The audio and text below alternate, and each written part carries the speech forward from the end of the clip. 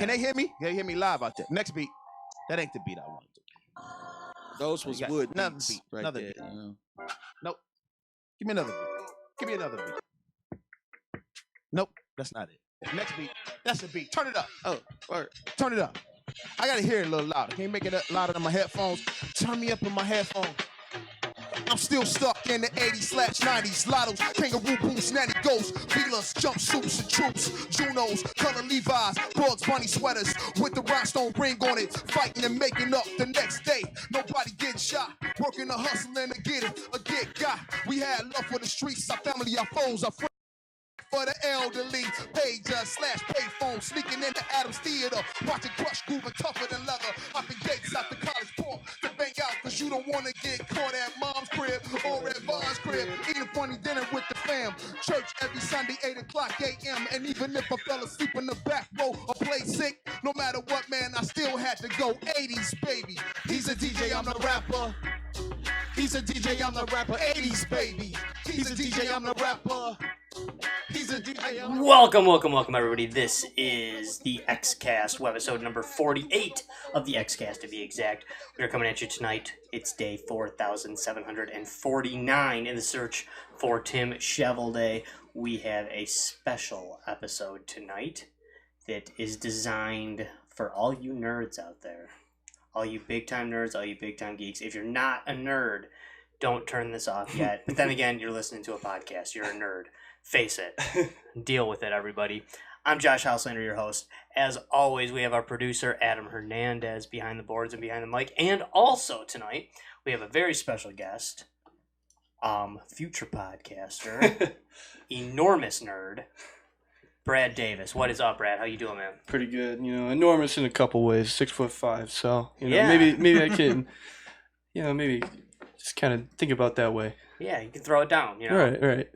Are you only saying? I thought you were like 6'7".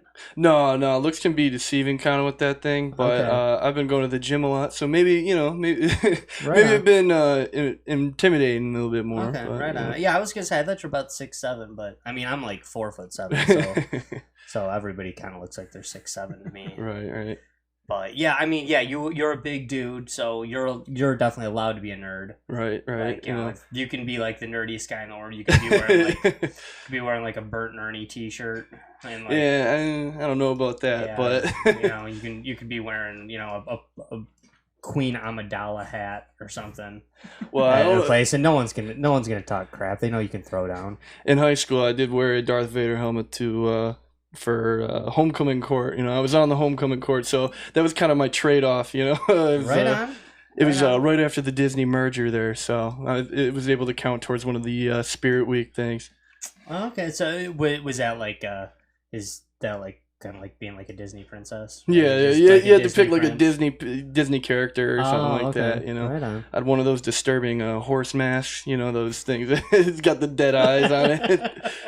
So I just kind of played off of like, what is Seabiscuit? Isn't that a Disney movie? Probably is. Yeah. Just an excuse to like everybody's like, oh my god, one of those things. That was a good movie. Seabiscuit? Yeah, I like that movie. I haven't seen that one in years. I've never seen it. Oh, that's a great movie. It's not as good as some other movies, though. It is not as good as the Star Wars films, which is our topic of conversation tonight. They go hand in hand, really. They do. Oh, they're so much alike. Seabiscuit. Yeah, I mean, Seabiscuit's a horse that they ride, and Luke rode a tauntaun. So Right. There's your connection. yeah, it's full that. circle. Yep. I thought they smelled bad on the outside. Right. Well, you seen The Revenant? No, I didn't see that one. Well, good connection between that is Leonardo DiCaprio's character, can't think of the name, but to survive the cold, cuts open a horse, climbs right inside. No kidding. Yeah, survives the night. Oh man, so that's a thing. So that is a thing. Yeah, I would have never thought that's true. I mean, maybe I wouldn't have tried it on like a real life tauntaun or anything like that. It's messier too if you don't have a lightsaber. It doesn't cauterize right away. Yeah, if you don't just slice that open, but yeah, that's cool. But and the thing is, we're not even just talking about Star Wars tonight. We're talking about Star Wars theories. For those of you out there that don't know what the hell a Star Wars theory is there are these exist for other movies too. And if we have time, we might even branch into them. There's some great Batman ones. There's some great there's some great ones out there. But we're gonna, for the most part, probably stick with Star Wars tonight. But basically, there are theories out there that fans, nerds, people such as us, Scholars. Scholars, if you will, have uncovered over the years. Some of these, every one of these, by the way, there are some that I really get behind. There are some that I think are garbage.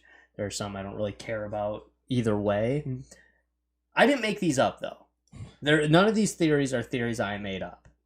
We could do a show about theories I've made up, but no one would listen to it. Jon Snow is a Skywalker.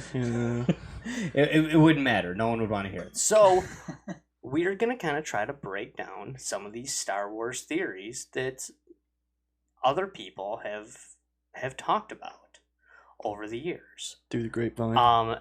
Adam is a Star Wars geek. Not nearly as much, though, as some, though. Probably not as much as you guys, but yes. You definitely dig your Star Wars. I love Star Wars. Star Wars is, whenever anybody tries to make mention, okay, what's better, Star Wars or Star Trek? If to me, it's no contest. It's Star Wars, 100%, 7 days a week, 365, a year. So it's no comparison. In fact, I'm not even a big fan of. I don't even like Star Trek. Really. Yeah, it's not really my thing. What kind of nerd would like something like that?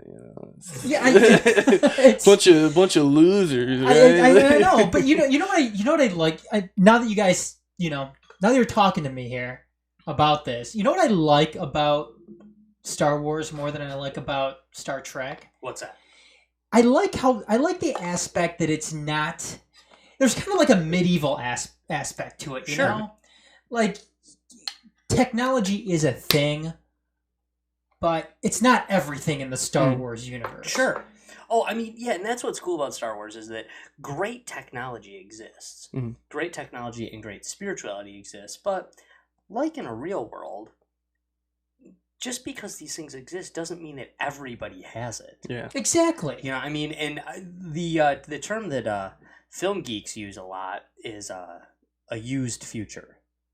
Yeah, that makes sense because it's like 20,000th year of being able to go through space, but everybody's aware of that, but it's just something that exists in the world. Right. I mean, look it's not all new. Look at the Millennium Falcon.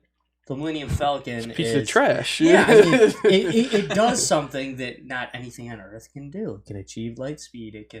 You can just pop in and fly to another planet. You can do it, but it's like an RV though. I mean, it's trashed. I mean, the guy, looks like you see like Han and Chewie's dirty laundry and stuff. It's old. It's old. It's got doors that things look dirty. They look like they've been there a while. It's very much like an RV. He was using it to smuggle drugs and all that sort of thing, cross borders. Exactly. Exactly. It's a lot of allegories. So I mean, and that used future is probably something that you've heard if you took a community college film class like I did many years ago. But I'm just gonna kind of jump into it with some of these, and I don't know which one of these we're gonna really break down, and which one of these we're just gonna kind of blow off. But there are some of these that I think are really cool. One that I actually admit, I think this one is cool. And I am not 100%, even though it would really screw with your mind on things you think you know about Star Wars. I'm not totally sold on this idea that this one's total bunk, even though this is one of the ones that if you go on YouTube or go on Reddit and people break it down, this is one people just hate this one. They hate it. They're just like, that's stupid. That's dumb. You're an idiot. I take it you haven't seen the movies. But these are the type of replies. But this one is that Yoda was really dead all along in the original trilogy. Is this one that is? I've never heard this one actually before. You've told me about this one, Josh, and to me, I don't get it. like what's the point? It seems like there's a bunch of different theories out there where there's a point to it. Mm-hmm. And that doesn't really change the story too much. Exactly. And I know we're gonna get to the one about the Palpatine one, and when he's talking to, I'm assuming we're gonna get to it when he's talking to Anakin, right? During that show. But there's a point to that one, and there's a point to a lot of them. But for me in this one, there's no point to it because Lucas already made it known in the Empire Strikes Back that Jedi can contact you after they're dead. Mm-hmm. Sure. If that was the case, why would Lucas not just do that with Yoda? Sure. I like what's the point? Like what just have Yoda appear like that, appear like how Obi-Wan did in the second one and in the third one, and call it a day. Okay, the basis behind this theory. The basis behind this one. There's no basis to it. It's a skit. It's stupid. No. The basis behind this one is that, that in between Episode 3 and Episode 4, Palpatine sends Vader on a big Jedi hunt. Mm-hmm. He wipes out everybody. They know about Yoda. They know Yoda's their alive. number one guy, probably. I mean, Yoda is the most powerful Jedi in the galaxy. They know about Yoda. They know he's out there. They know he takes off. He doesn't have a lightsaber. Mm-hmm. He goes to Dagobah to hide out.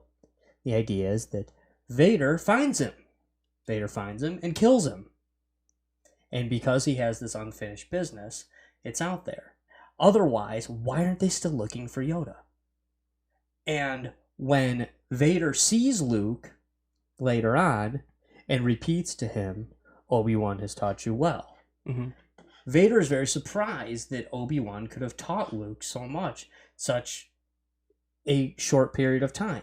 You blow this off when you were a kid before the prequels came off, because you don't know that Darth Vader and Emperor Palpatine knew who Yoda was. Right, but right. now you know that they do know that who Yoda was. Yeah, because they do know that Yoda exists. The original trilogy is kind of written out to where Yoda's just kind of this other being that's never really explained. He was Obi-Wan's master, but he never really claimed, Darth Vader never mentions him, Palpatine never mentions him. I mean, it never occurs to them once, oh crap, he must have found Yoda. Mm-hmm.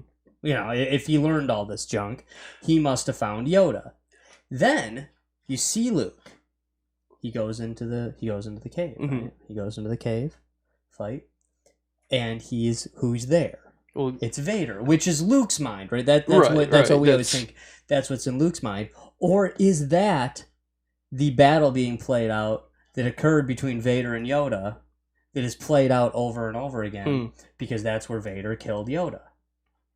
Could be, but I mean, there's extra strikes to it. Like there's a back and forth, that sort of thing, where it shows that Vader loses. So I mean, obviously he's being affected by what Luke is seeing. Very true. Because I'm sure that Yoda didn't fight Darth Vader, cut off his head, and then Luke was in there, was like, oh, what's all this? Sure. So in that way, I don't really see how that holds water. And in my own mind, I kind of think that Vader just could not stand a chance against Yoda. Even if Yoda didn't have his lightsaber, though. That's if anything, that just weakened Yoda as as a character, really. I also kind of feel like one of the things that they bring up, one of the things that the YouTubers have brought up in support of this theory is, how come Yoda doesn't have a lightsaber? And then instantly people are like, did you watch episode 3? Yeah, he loses it. He lost it. He lost Actually, his lightsaber. They wrote a comic about that, actually, that they did. Palpatine destroyed it for whatever reason. Just to destroy the trophy or whatever. Yeah, why not? Why not? Can he get another lightsaber, though? Well, that's part of this theory. How come he didn't make a new lightsaber? The reason is because he's dead. He's not really there. He's not there to teach lightsaber things. It's all in Luke's mind. It's a Force ghost. Or they don't have kyber crystals on Dagobah. Yeah. Which to me is the more plausible. Yeah, I mean, and he's also in a self created exile there. There's not really too much reason for him to be doing that. I mean, he had to run quick. In Star Wars canon, the only place to get the Well, there is more places to get the kyber. Yeah, well, crystals. yeah. Now you can get them at Jeddah. Yeah, you can get them in other places, but what is the? Do you happen to know off the top of your head the think back to the Clone Wars cartoon with Luminara and Ilum? Okay, Yep. Ilum is the place where you can go get the kyber crystals, and what they've kind of said now in canon is there are all these different colors of kyber crystals, but Ilum, which is kind of like the sacred place where the Jedis go, Right. that place is just ugly with blue and green ones, which is why 99% of your Jedi have either a blue or a green lightsaber. Okay. Where Mace Windu, they claim, actually. Other Jedis do have other lightsabers. Some non-canon now, some in Legacy, some canon. They break it down. Supposedly as one of the, which I believe has been labeled as canon, one of the stories goes that Mace Windu actually did find that purple crystal on Ilum. Like it was just one of the few. Right, it was like extremely really rare like one. they had seen purple ones before. They usually came up in other places. Right. But he actually did find a purple one. Yeah, you see on one Ilum. like that, it's like, you gotta get that. Found it as a youngling, Right. which people really thought wow, he's something special, or he's just lucky. He's the kid that tripped over the purple one. I mean, or he's Sam M.F. Jackson, like exactly. He screwed up George Lucas's purple screen. Do you think that there's a registry too for lightsabers? So maybe that's another reason why Yoda didn't get one. Probably, yeah. I mean, you can imagine that the Empire is going to throw some major status bullshit at you. They're not gonna. They're not gonna respect. They're not gonna have any kind of Second Amendment, which I'm sure there was probably a legit Second Amendment in the Republic Constitution. But Palpatine's going to throw that out. He probably threw that out as Chancellor, to be honest. For the security of the people, we have to take away your guns. I think that's what I'm going to try to do tonight. I'm going to try to get Josh going on all these different libertarian tangents tonight. which is ridiculous because he's. I mean, there's really Adam broad loves strokes, Adam loves to get me on libertarian and Constitution tangents, but when I'm talking Constitution on this show, which we do all the time, he constantly gets me to go off on Star Wars. So this is like the one night where I'm supposed to be talking Star Wars, and we're gonna end up talking so about many serious broad issues. political strokes. Like There is. anybody can be entertained, but you can see a bleeding heart liberal be like, oh well, that's great or whatever because of. I can't even think of anything, but it's in there, But you can see the huge libertarian values and the empire or whatever, they're taking away people's rights, and that's what's causing them to rebel up, and that's what's causing them to form a actual democracy where people are getting and voting for their representatives, and that's what kind of comes back out of from when the new republic is formed, that sort of thing. One thing I think is funny is that I think people watch the rebellion in Star Wars, and they also do this. The prime example of this is the Captain America movies. Mm-hmm. Everybody thinks that Captain America and that Princess Leia and the Rebels share their politics. Mm-hmm. Everybody thinks that, Democrats watch that and think oh, it looks like some evil Republicans took over the empire, and, right? Yeah, and now we need some good liberal ideology they're here. fascists, then, so that must mean right? And then the Republicans are watch it and be like, yep, bunch of liberal sissies took over the galaxy. About time somebody put the smack down. Where you at, Han Solo?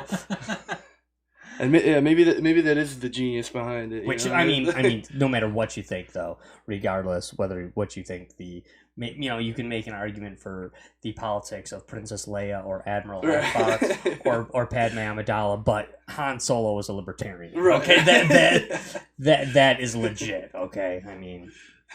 No, he's not. He worked for everything he ever got, and he fought, and he earned that right at the end of his blaster. There's what more can you? Right. I mean, I know that Chewie probably has some kind of more traditional conservative Kashyyykian values. There are no subsidies going to his shop, Exactly. He makes money. The old-fashioned way. He's under the radar. He's off the grid. He carries a gun. Pure capitalism, He's all about it. One that is kind of I can see that you guys are not on board with the Yoda. I just can't believe that. No, like I said, I don't understand the logic behind it. Yeah, I can see where the case It's a is made. stretch. It's a big stretch. I can see where the case is made, but then it just like you were saying earlier, why? Well, I feel like, and I do feel like so much of it was based on why didn't Yoda do this? Why didn't Yoda? But they show you. Mhm. They show you why he didn't. You know? Right. He's hiding. He's hiding on a With planet 900 somewhere. years old, you really look as good. You are not. Right. Right. And the idea that, I mean, they say, oh, why aren't Vader and Palpatine just constantly looking for Yoda? Mhm. Well, maybe they did, but they know Yoda got a little jacked up. They know he was, let's throw some math out here, 878 or something. Yeah, something about that. You know, when that happened. Mhm. So they're like, well, maybe he finally did, Just die. yeah, I just mean, go to some hole and yeah, I mean, he must have. This little toad guy, Yeah, he must be dead at this point. Otherwise, why hasn't he resurfaced? And one thing about Star Wars is that it always makes the galaxy seem really small, but it's it's really enormous. big. Yeah, It's enormous. same size as ours. I would One imagine, quick yeah. one. I don't have a ton to say about this, but just to stay on the Dagobah track, Mm. is that the Force, or the big time Force users such as Yoda, can alter time. Hmm. This goes to the idea that time was altered on Dagobah, and it gives credence to the idea of how did Luke become so powerful so fast? That did Yoda slow down time and in essence provide Luke with what seemed to Luke like 5 years of training Right, in 5 weeks? right. Which they never do actually say. They never say how long he's that there, was, and but that was It's not crazy to think that Empire Strikes Back, for instance, Right. that movie takes place over 8 months. right. It's not crazy at all Yeah. to think that. I mean, Yeah, because they're lost with no light speed. Yeah, For in how space. What and like even that they have like a backup one, but that goes like 0.5 the speed or something like that because they don't move at the speed of light speed. It's just that's what they say in the. Mhm. I've read a bunch of tech manuals on this sort of thing. They're actually many thousands times faster than light speed. 0.5 Speed past light. light speed. Yeah, like that's just like the term that they use. It's actually many thousands of times fast because otherwise they'd never get across the galaxy Well, in think a of- day or something like Think that. about you it. know? I mean, when you're already achieving those kind of speeds, you're going 186,000 miles a second. That's Right. light speed. So then 0.5 of that. Now, you're really throwing more speed on there at this Right, point. right, yeah. 0.5 of light speed is faster than anything has ever traveled Right, in our right. real world. But I kind of like that idea that I don't buy into this. Actually, I should say the idea I that could he see that altered one. time. But do you guys buy into that at all? Well, that you could actually go into that from like a scientific standpoint because of how time how time changes in real life and Mhm. space. It's like depending on where you are in the universe, if you're traveling through space, your time is moving faster and it's being controlled by gravity, and there's a whole bunch of other different factors that. Something that a lot of science fiction doesn't like to show is that, like, if you were to travel from one side of the galaxy or anything like that, would have been 100 years for somebody that you're going to the place to Sure. meet them. There's, we mentioned this on one of our deep issue shows, didn't we, Adam? Yeah. The idea, like that there would be some planets where right. time wouldn't move. So maybe is it the Force or is Dagobah like that? That- Is Dagobah that's one of what those I'm kind planets? of thinking. Is that Which like if- that Dagobah? Yeah, is like if you've seen Interstellar, like that Sure. planet with the huge amount of gravity where the guy just in orbit was 100, not 100 years, but like 30 years or Right, something like right. that when they were only down there for a few minutes. Maybe it's something not even close to that. Like he can spend 5 weeks there, but in that time, it seems like he was there for 5 months or however long it was. or 50 years or 50 something. years, I mean, probably not. Because And if he you're was in your able to- think about it, you're in your late 800s. Hmm. Time's running out for you, but you got a lot of work to do. That maybe someday you want to train the other Jedi, or maybe you want to try to outlive the Empire. Right. Maybe you go to a planet of, Exactly. big time off the 'Cause grid. maybe that first shot's not going to be the last one. Right.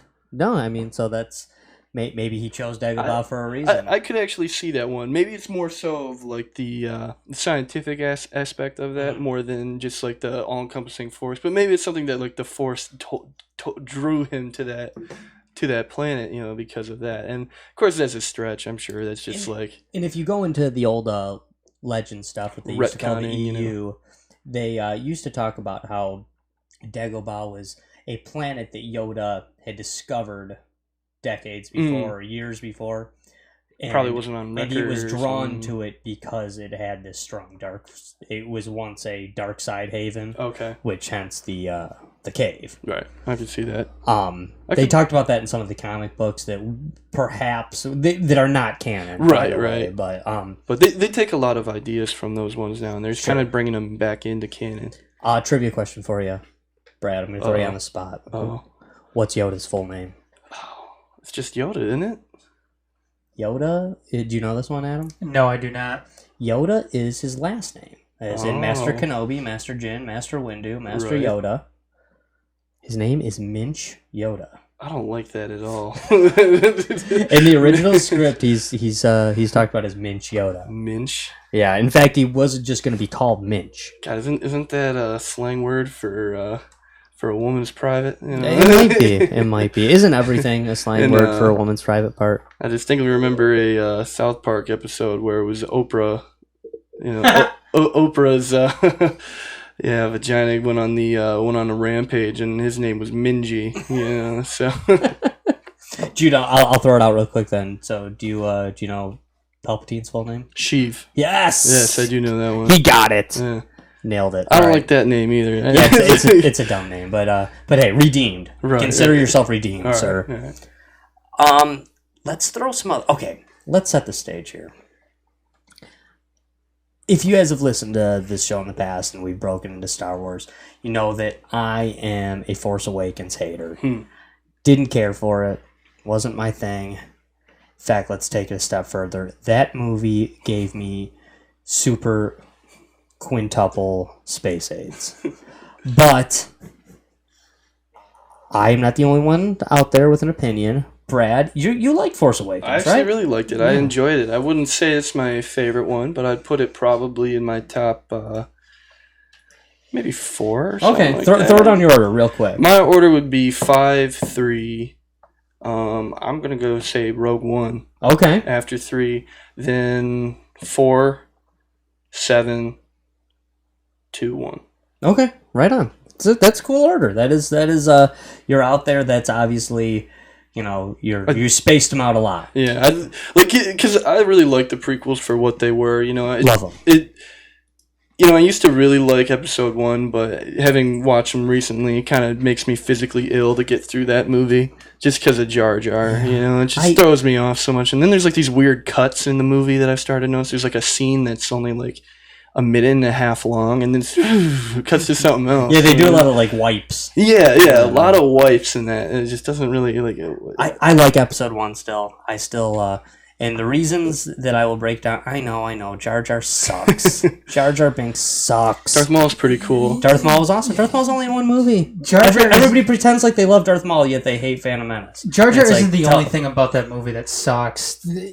Anakin in that movie sucks. Yeah. Jake Lloyd, they couldn't have gotten a worse kid actor. I don't disagree with you, Adam, but I don't really blame Jake Lloyd for it. I actually blame the writing. They should have gotten Haley Joel Osment. I know, everybody says that. He would have been perfect. Maybe he would have stayed in shape, and then he could have reprised the role. Yeah.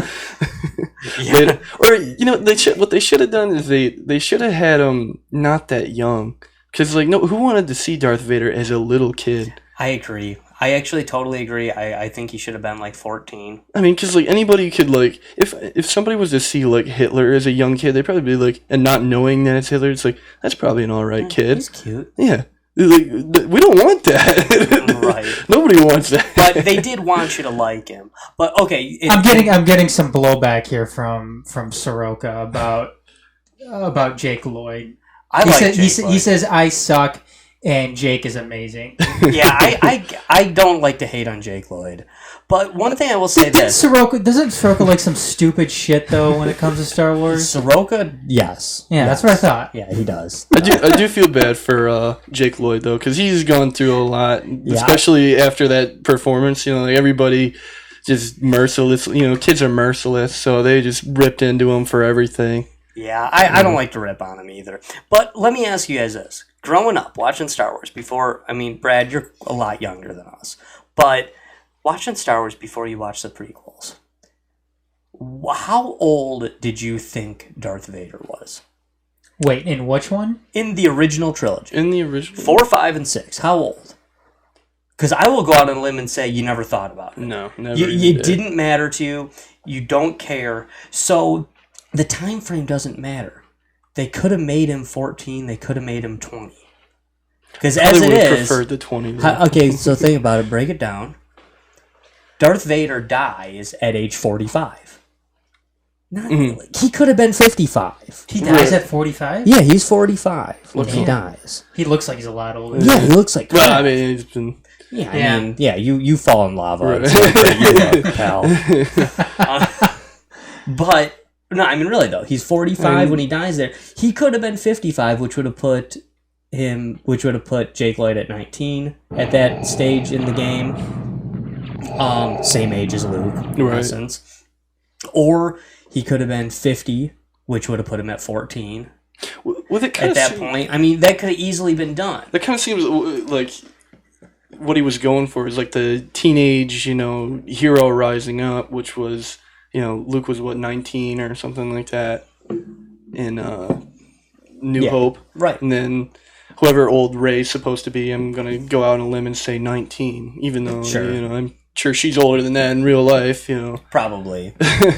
Probably. But, it just didn't make a whole lot of sense why they come in with this 10-year-old kid, because any 10-year-old kid can just be a little nerd, Right. Like this kid, like he goes out and says "yippee." Like no kid says that actually. Like kids scream. I live right in front of a elementary school, and they wake me up every single morning, and they scream like all hell. But I've never heard one kid say "yippee" or anything like that. Yeah, no, it'd have been really wizard if he was just a few years older. Right. Okay, but Force Awakens. Let's talk about some of these theories. Now, Force Awakens theories are a little different. Force Awakens or Last Jedi theories. Because they could all be true. Yeah, exactly. We have no idea. All these other ones we're talking about are pretty much in the abstract. You can like them, you can hate them, doesn't matter. But with most of these Force Awakens theories, in essence, you're going to find out if this is right in the next couple of years. Right. You're going to find out. So, basically, the plethora of Rey theories. Rey is a Skywalker. Rey is a Palpatine. Rey is a Kenobi. And Rey is another chosen one. Is a dude, Rey's a dude, I guess. So, what do you think, man? Do any of these stick out? I mean, you're a resident Force Awakens expert. The one that I've stuck with, that I will argue with pretty much anybody, is that Rey's a Kenobi. And I think that would just... Because, in a way, like, I know that Star Wars is, like, the story of the Skywalkers, but I think at the same time, my favorite characters out of all the movies is always Obi-Wan Kenobi. I really hope that they give him his own solo movie, which is in the talks, because, like, just the changes that he's gone throughout the whole series. And I think that there's enough gray area with that character between, like, 3 and 4 that he could have had a child or something like that. But that child wouldn't be Rey, of course. That child would be the parent of Rey. Yeah, so in this theory, Rey is the Kenobi's granddaughter. Yes. And that kind of makes the whole dynamic of, how it's always kind of come down to, the Kenobi, like the pupil of Kenobi or Kenobi versus Vader, Skywalker, Kenobi. Luke kind of was a pupil of Kenobi versus Darth Vader.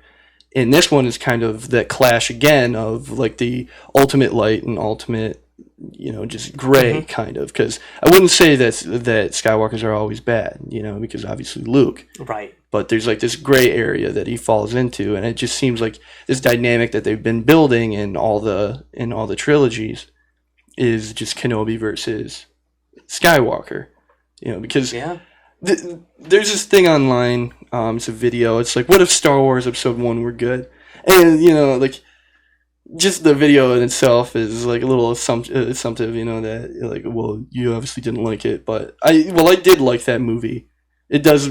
It's hard for me to watch it again. There's a lot of story elements in this video online that makes it just a lot more entertaining to watch. Like, there's not really a main character in that movie. It kind of goes all around. Sure. If they had made that Obi-Wan story, Like if they had made the whole prequel trilogy Obi-Wan story, that would have been a lot more interesting, because if you kept episode 3 the same, because I love that movie. Yeah.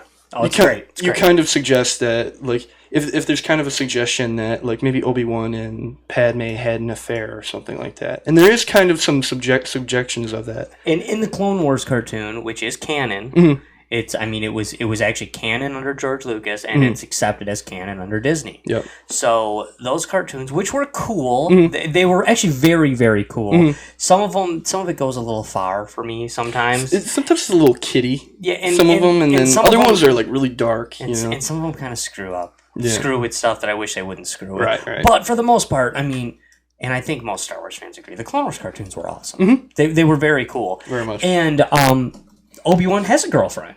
Yeah.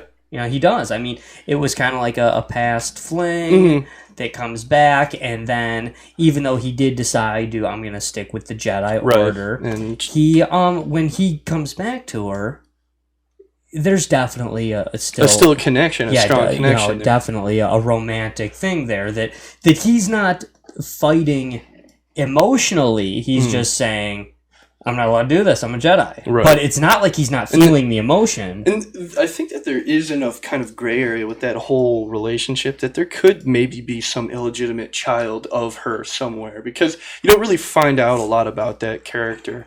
And I don't know, one of the warriors or whatever, the Mandalorian warriors that are always found, is like somebody who could be about that age of maybe being, you know, Kenobi's daughter, which I don't think that's actually what it is, but it just kind of shows that there is this gray area with him, you know, and that he's loved before and he's not so dedicated to, you know, this Jedi dogma or whatever it is, because they don't want him to get laid for whatever reason. Right. You know? And then there comes this point where okay, well, first of all, I mean, the Jedi are not supposed to get married because attachment is forbidden. It actually doesn't say that the Jedi can't hook up on the side. Okay. You know, I mean, technically, if you think about it's suggesting that they're one-night stands, probably. Right. I mean, basically, in essence, what they're saying with Jedi is you're not allowed to get married, but if you have a kid, you have to be a deadbeat dad. Is basically, in essence, I believe, the canon teachings. Yeah. You have to have that text message conversation of like, you know, I don't really want anything out of this. I don't know what you were. Yeah, I'm going to have to take you out of my phone. But the other thing, too, is, you know, okay, so Obi-Wan's chilling on Tatooine by himself for 19 years. Exactly. He's hitting the bar scene. He's, like, yeah, he's just going to stay in that you know, I mean, hut by himself for 30 years or 20 years. I mean, and he's still staying true to the Jedi ordeals, but he's basically the last Jedi. And if he was never crazy about that whole Jedis can't hook up with broads thing, then, you know, maybe he's gonna branch out. And I think that seeing the fall of the Order kind of opened his eyes in that, like, maybe all these teachings aren't any good. Sure. You know, because, like, we did everything that we were supposed to, and then Anakin turned on us, you know? And, like, I mean, yeah, that's on him, but, like, we kind of did this. So I can see him being a little bit disillusioned with it, still sticking to like, the main... Sure. Kind of, like, in, like, any, you know, organized religion. You know, like, you and me, we're both Catholic, but I'm sure that we both think that it's probably kind of dumb that priests can't get married. You know, like historically speaking, that made sense, but we don't live in the dynasties that. Sure, I mean, and that's, you know, I mean, we've mentioned that a lot on this pad. Yeah, it's true. I'm a fairly devout Catholic, but it doesn't mean I always agree with every single thing that they say. You know, but you know, I still think it's a good way to go. Right. So I could see Obi-Wan, you know, forming some sort of relationship while on Tatooine. And something that I don't know if you've stayed up to date, if you ever watched the Star Wars Rebels. I'm behind because I don't have Disney XD on my cable anymore, which is really annoying. But my cable all of a sudden got rid of it. So I've watched a lot of it, but I'm not up to date. There are, like, that show I wouldn't say is as good as the Clone Wars, and there are a lot more kiddie elements to it, where it just, you know, these people that are immortal, you know, these 5 rebels, like, Christ, like, send some little bit more competent, people towards these, the most competent guys that they send towards them end up being on their side, and it's just like, it gets a little like samey after a while. But then there are some really cool, because I don't want to spoil too much, but I'll go ahead, man. We're there live is on air, man. yeah. There is a final confrontation between Maul and Kenobi on Tatooine, and much to like what was actually a really good move that they did, because it was pretty artistic and very important to the character. The fight lasted three attacks. It's like it wasn't this long drawn out thing. Because Maul, he's been working with the rebels or whatever. He's been trying to trick them and kill them and do all sorts of things. He's trying to make Ezra his new... because he wants to find where Kenobi is, and he finally finds him, and because him and Ezra were able to find out, like, twin sons or something. I remember that, because he was at Tatooine. He remembers that. So he wandering the desert, and he's going crazy, because he's like, I came here without a plan. They came looking for some old man in the desert. But then he gets Ezra to come and find him, because Ezra is able to contact him through the Force or something like that. So then he follows Ezra when Ezra is saved. He's attacked by like some Tusken Raiders and that sort of thing, and Obi-Wan saves him.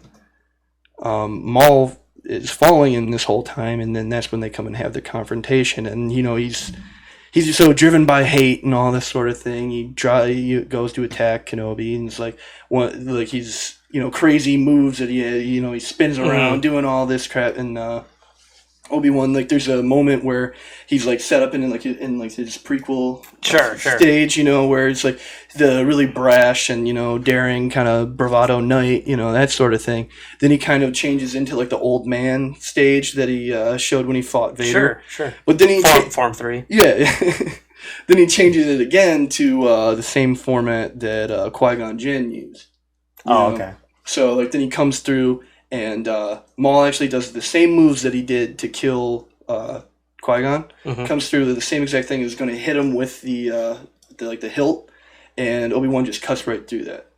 And one swipe, then just like that, they all turn off, and then Maul drops down dead, pretty much. Like they have their last moments of like, is he really the chosen one kind of thing? It was like, yeah, so like, he'll be avenged kind of thing. And it's like, oh yeah, that's pretty gay, but like, that's kind of cool at the same time. Sure. And like, what that just shows about the character is that he's changed. He's not this brash. He's just a wiser old guy that I think could have created this relationship and formed something, because a lot of like the same powers that he was known to be using, he's really good at mind control. It's like that's always shown to be his strong suit.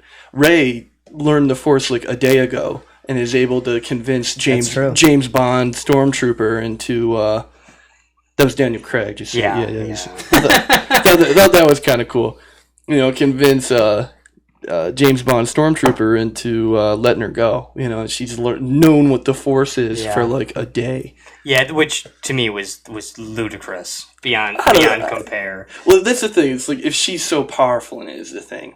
Because like Anakin was able to figure a lot of that crap out pretty easy. Like he was reading the sign, and he learned about that 2 days ago, and he learned about the shitty one, the one with all the bugs, the midichlorians, like he didn't get like the philosophical version of it. Do you know what I just don't want to see with Rey?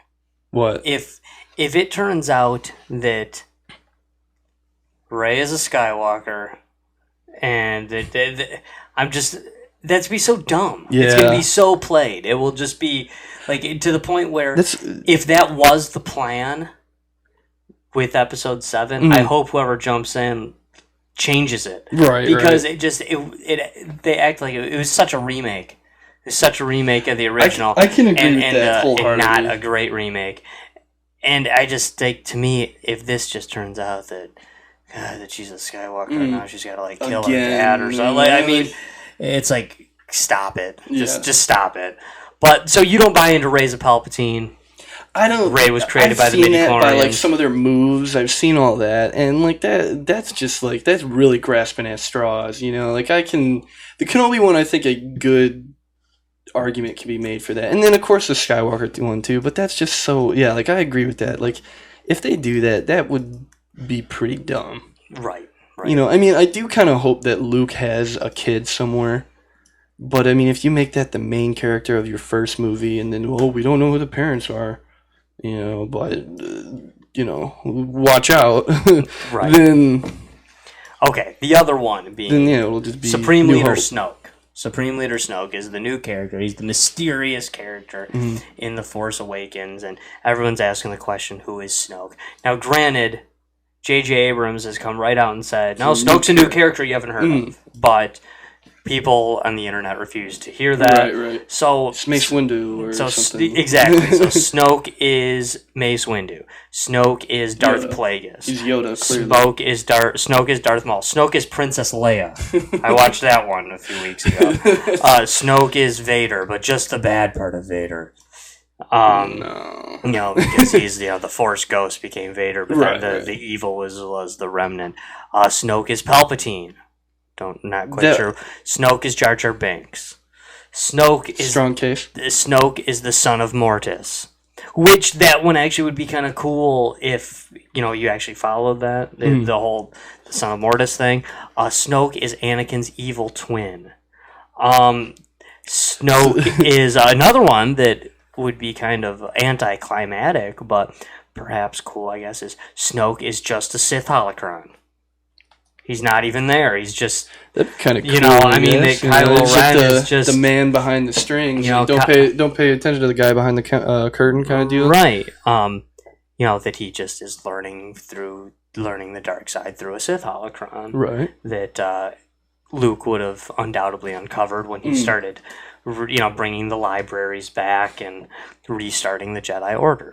So, I don't know. Do you buy into any of these Snoke things? I don't have an opinion, but I'm not a TFA guy. So. Right. The strongest case, I think, to be made out of any of those is probably Plagueis. Just because, like, that's like this in-universe mythology that was like, really cool that was made in Episode 3, that it exists elsewhere, It wasn't just what these people were doing, And if Plagueis were to have been behind the scenes all the time, I don't think that would be the case. I think he was more of like waiting for the inevitable collapse of, his apprentice that, tempted to kill him. Because Sidious is a liar, everybody knows that. Sure. He just lies about everything. He said, like, you killed your wife, that sort of thing. Like, he probably never could have, killed his guy. Maybe he hurt him and he thought, like, he, like, put him in like a ship and exploded it or something, Like I could see something like that, but I mean any of those other ones. I mean besides Jar Jar Binks, because I mean that's obvious, that's a given. I mean where was he the whole original trilogy? He was behind the scenes waiting. Right. It's the rule. Building rule the first of 3, order. right? Yeah. The rule of 3. Jar Jar was the secret Sith who was actually pulling the strings all through this.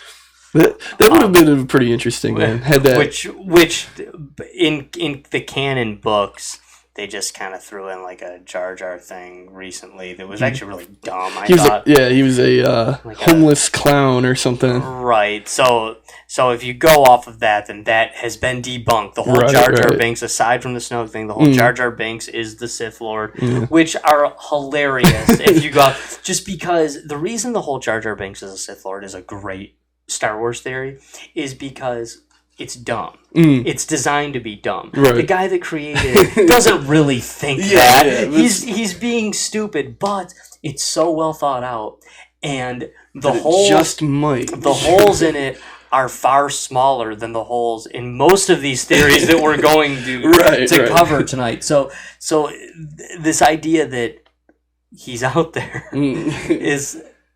They do such a good job of laying it out if you're interested at all in watching the Jar Jar Binks as a Sith Lord. Yeah, he's like moving his mouth when bad things are happening. So he's like he uses a weird form of combat where he acts like a dumbass, but it turns out he's actually really effective. Right. I mean, watch the scene where he's fighting the droids and the droid he got. I mean, 2 hardcore Jedis couldn't take out a droid he got, but Jar Jar's just bouncing around, killing him with his feet. Accidentally grabbing guns and killing stuff, and Yeah, he was made a general really quickly. They recognized the true power in him, you know. Right, and, like he's just constantly he used his battle meditation or something, Sure. you know, to so you know, maybe Jar Jar Binks was the Sith Lord all strong along. case for that. I'm gonna stick with that. It is Plagueis, mostly because J.J. Abrams can't make anything original. This is just how it is. Like, the most original thing he's probably ever done was Super 8. Right. And that's just essentially if E.T. was bad, you know, and 8 people, you know, nobody expected that. Like, Okay, now the thing is, I will be really pissed if, unless he's like dead and he's a Force ghost or something, Mhm. or they talk about how he came back. But if Snoke is Plagueis, this pisses me off. Reason being that the Sith are destroyed. Mhm. We know this. No. We know that the Sith have been destroyed. Mhm. That there are no remnants of the Sith. That is the fulfillment of the prophecy. Right. That is the fulfillment of Anakin being Well- the Chosen One. Although the Chosen One thing didn't work out quite like the Jedi thought. Well, no, the prophecy says a balance in the Force. So maybe that's what this whole, like, the Last Jedi thing is about. Mhm. Because, like, the balance, there's not a whole lot of balance when there's only good guys. Right. You know? But according to Lucas, at least back in the day, Mhm. I know Lucas isn't running the show, he's not calling the shots anymore. But the idea of balance in the Force was that the Sith had come up with ways to manipulate the midi-chlorians. Mm-hmm. Unnatural ways, which, you know, is something that Palpatine, you know, a term that Palpatine uses. Right. Unnatural ways of using the midi-chlorians. The midi-chlorians allowed themselves to be controlled this way, and the midi-chlorians know that this is bad. So once the Sith are destroyed, the midi-chlorians will never allow that to happen again. Okay. I've never actually heard that. So that would so make that's sense. the idea. That's why Anakin was bringing the balance to that. They had to destroy the Sith. Like, so the then control that they had. Yeah, so that the Sith could never exist again. So if they stay true to Lucas, the Sith are dead and they can never come back. Well, there can still be dark side users. Well, that could be the thing. You can is still that use the Force to be a bad guy, but you can't technically be a Sith. Well, it could be that, like, Plagueis, because in, like, Rebels, you know, Maul comes back, and in Clone Wars, you know, they had when Plagueis confronted Maul, you know, there can only be 2 or whatever, and, like, they had their fight, and then he held on to Maul or whatever. Maul eventually he comes back in Rebels, and he makes it clear that I'm not a Sith, I'm not one of them anymore, because he hated them. So maybe it could be a similar thing with Plagueis. I could see something like that maybe happening, you know, because he was betrayed, you know, inevitably, like they always do. You know, it's like, well, that's dumb. Maybe that I want, like, to rule things and not have somebody try to kill me every chance that I do that. Right. You know, Right. Why don't I just have people that are loyal underlings? You know, rather than. And the other thing that I want to break into with this, and Adam, I'm feeling you'll have an opinion on this one too, is, and you kind of touched on this already, Brad. Palpatine has this little speech with Anakin. The only time that you hear Plagueis mentioned, you often on the internet, on Reddit and things, you'll hear people say that Plagueis isn't canon yet. Well, technically he is canon. We don't know anything about him, Right. but he is canon. Palpatine mentions him in the movie, more so than a lot of other canon things. He's actually mentioned in a movie. But the way I always viewed that, and people have very differing opinions on this, but the way I always viewed that with Palpatine telling him this is that I viewed it as Palpatine's full of crap. Yeah. I'm not, you know, sure, Darth Plagueis was his master, and he killed him. That part is just the normal thing, but this idea that Plagueis could keep people from dying, I think it's crap. I think he was just telling Anakin what he wanted to hear to do that. I don't really think that Darth Plagueis was this, you know, extremely powerful Sith that could keep manage people from dying. Yeah. I don't really think that's the case. I think Palpatine's just giving Anakin a load of bullshit because he knows it's what he wants to hear, because he knows of his issues with Padme. I don't really think that was the case, though. But there are some cool theories about how, you know, they use that. Adam, I believe you talked about the one where that's why Padme died. Yeah. Was because he took Padme's life force Yes. to keep Anakin alive. Who? I 100% believe that that's true. That seems to make a lot of sense too, because I'm talking about taking her life force, since at the very end of Revenge of the Sith,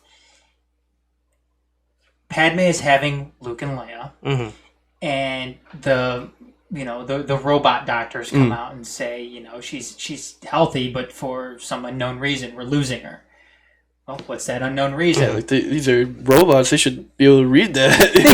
They should be able to read it, but robots aren't in with the Force. Right. Robots, right. Droids are droids. Mm. So to me, that makes a lot of sense, and that kind of fills in those holes, right. or ties up those loose ends with that particular part of the story. Yeah, I agree with that completely. I think and the fact that when they're leaving, he says, I felt her, she was alive, or because obviously he didn't choke her for very long. Right. I don't know a lot about choking women, but if I were a betting man, I would say that he's you probably an NFL or yeah, I'm not right. I'm not a football player, right. I imagine you have to do it probably a little bit longer than that. Yeah, I mean, and she definitely was alive. I mean, she walked back into the into the ship. All right, like they. She was around. I mean, did she still a walk dick in? move on Anakin. I think or did Obi-Wan help her? I think R2 and C-3PO got her in Okay. because when he came back to the ship, he was like, "Oh, we got her online." It's Okay. I don't know. C-3PO was a pussy, so I'm kind of thinking that maybe she kind of helped a little bit. Sure, She was they helped her get up and then do whatever. But I think that Palpatine felt that she was alive as well. And he was, so long as she's alive, I'm not going to have complete control over this guy. And that it had to be him. And for Anakin to live, it had to be Padme because they had this connection. Yeah. They had this strong Force connection where he was reaching out to her Right. at the time. He couldn't just take that clone trooper over there, I'm going to take his life. Right. It had to be some sort of Force connection. And I think that could kind of to where maybe Palpatine isn't completely full of crap in that whole thing.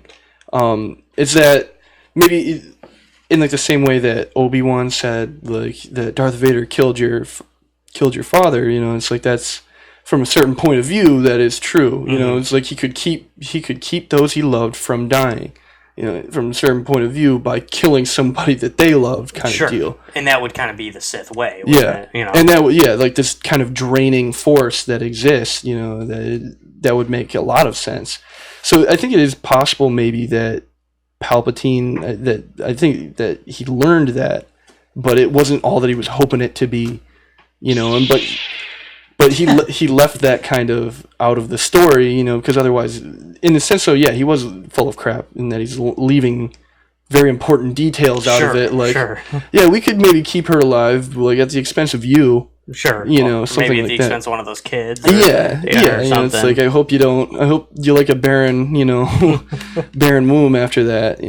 Right.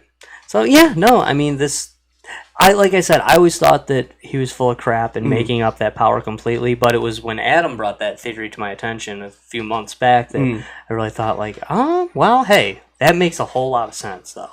It really does. It makes a lot of sense. Switching gears here. This is one of my favorite Star Wars theories, and it's not even a direct Star Wars theory, and I know Adam has a ton of opinions on this one as well, but E.T. is a Jedi.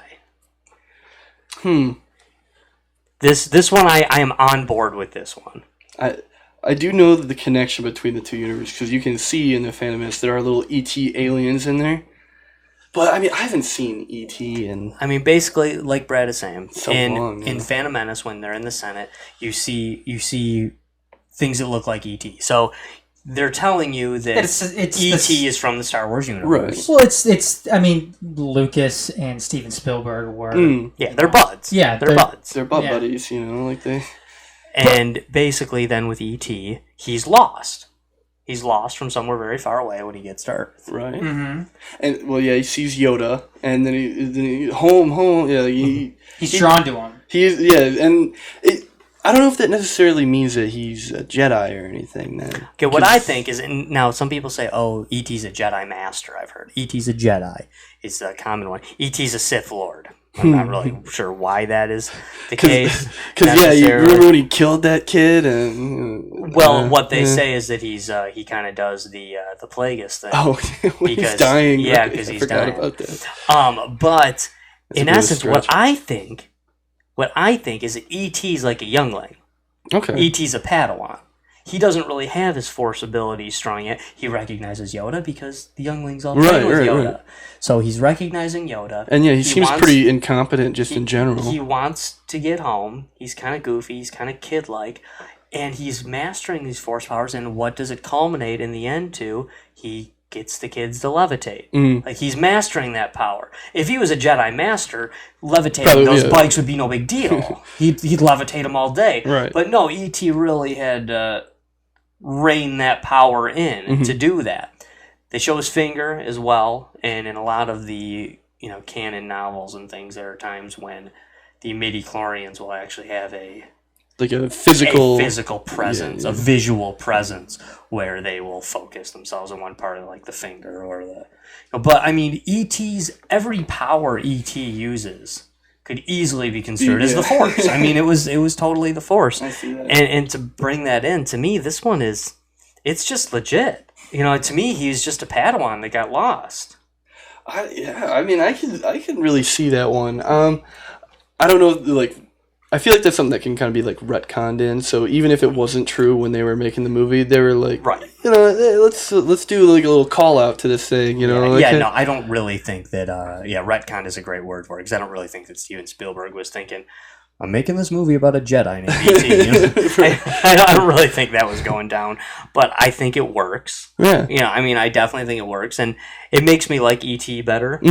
And I'm just, I'm on board with that one. I think it's cool. I might need to go back and watch that one, because I haven't seen that since I was probably like 5 or 6. Right. Because it gave me nightmares when he came out of the cornfield and screamed at him. I was like, I never really got over that. I really like that one. I do. Yeah. It makes a lot of sense, especially and Josh. It's fun.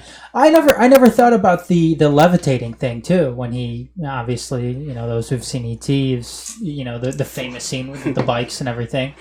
But I never made that connection. I made the connection with the Yoda thing and him kind of following and I was like you, Brad. I didn't necessarily draw or think that just because he recognized Yoda that he was automatically a Jedi. I mean, Han Solo knew Yoda, and Han Solo wasn't a Jedi. Right. Yoda's a pretty big deal in there. It'd be like recognizing the Pope. Exactly. I mean, in essence, it was what's going on. Exactly. But when you bring in the levitation aspect to it and the healing aspect to it, then I think Yoda, to go further, to go even deeper with it, Josh, like you were saying, maybe he was a youngling. Mm-hmm.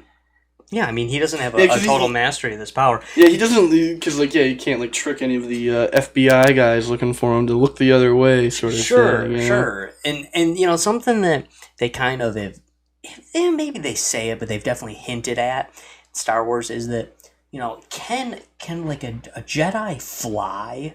Well, not really. No. Not really. But they do kind of have some of these powers. They can do that. Can a Jedi pick up another person? Yeah. Yes, but the only time you really see something like that is like Dooku, a very powerful Jedi. He kind of picks up, and they'll do stuff like this. But typically, a Force user will typically pick up an inanimate object. So E.T. could make the bike fly, right?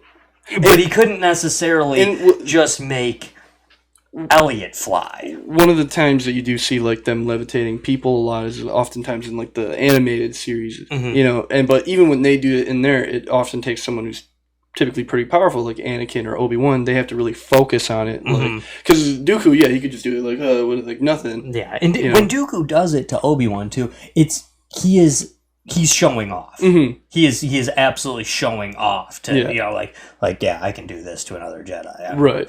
I'm the shit. Right. Is basically what Dooku is saying when he's doing that. He could have fought him in different ways, but he's trying to say I got you. Because for whatever reason, I think it's just kind of like a style issue. But I mean, Obi-Wan, as powerful as he is like Dooku's bitch. Right. I mean, in all the movies. Yeah. They don't match up. Which I was always really bummed about, but... It bums me out, too, because I'm a huge Obi-Wan fan. But at the same time, I feel like there's, I always try to view it as, like, sports. Right. If you have a certain fighting style, a certain defensive style, a certain offensive style, sometimes you're not going to match up some well people against you're just certain not people. going to... Yeah. And if you actually really break it down to, like, the forms of fighting, Form 3... which is Obi-Wan is a master of, matches up very poorly against the rarely used Form 2. Right, which is what Dooku uses. Right. So it actually makes quite a bit of sense, really. It's just, they just don't match up well. Right. No, I can understand that. Yeah, that makes sense. There's a few other ones. Some of these are kind of goofy. Some of them maybe we'll just glaze over a little bit. But the Jedi Council sent Qui-Gon off to die. I think that's bullcrap. No, because they're always squabbling at each other. They don't know anything. They're like about as competent as like Congress or something. Right. Like But you see the basis behind this. Yeah, he's Qui-Gon's the great Jedi. Cannon. Yeah, he's they a don't loose like cannon. him, and they feel like the Sith Lord's coming in, so they kind of send him off on this mission. Just the two of them. Yeah, no, but I don't buy it. But that's one that. I think a case could be made for that, but I think that they couldn't foresee anything. They were stupid. They were blinded by themselves. They're just a bunch of jackasses. I don't really have a whole lot to say about this next one, but I feel like it links with this last one that we just disagreed with. But this idea, and there's a whole bunch of these out there, but this idea that the Jedi are actually the bad ones. Have you guys ever heard anything about this? That kind of. If you think about it, the Jedi are, the story's told from their point of view. But are they really the good guys? Or they're kind of doing some of the same stuff the Sith are doing? They're kind of corrupt. They're kind of. I actually do kind of buy into that. In that, not that they're evil. It's just that they're kind of lost. In that, that's what the prequels kind of tried to say, and I don't know if they did it very well, and that's why people shit on them all the time. But it tries to paint that they're so caught up in these weird dogmatic practices that it's just they're not really driven by their own values anymore. Mace Windu is willing to go kill the Chancellor, because he doesn't like the guy. He really doesn't know anything about this. He's like, right. He's too dangerous to be kept alive. Well, that's not what you've been saying for 30 years now. They're so and. They send Anakin to spy on him, and they're all caught up in all sorts of just dirty stuff. So, I mean, I wouldn't say that they're evil, but I can see that they've definitely fallen. And I think that's a lot of what the prequels is about, is that just the falling of the complete destruction of this falling order that got caught up in themselves too much. Yeah, I mean, and to me, it always struck me when the Mace Windu scene that Mace Windu he wanted the glory of going in there. I actually have a different theory that it's not really even a theory. I actually just think it's if this happened, it would have worked.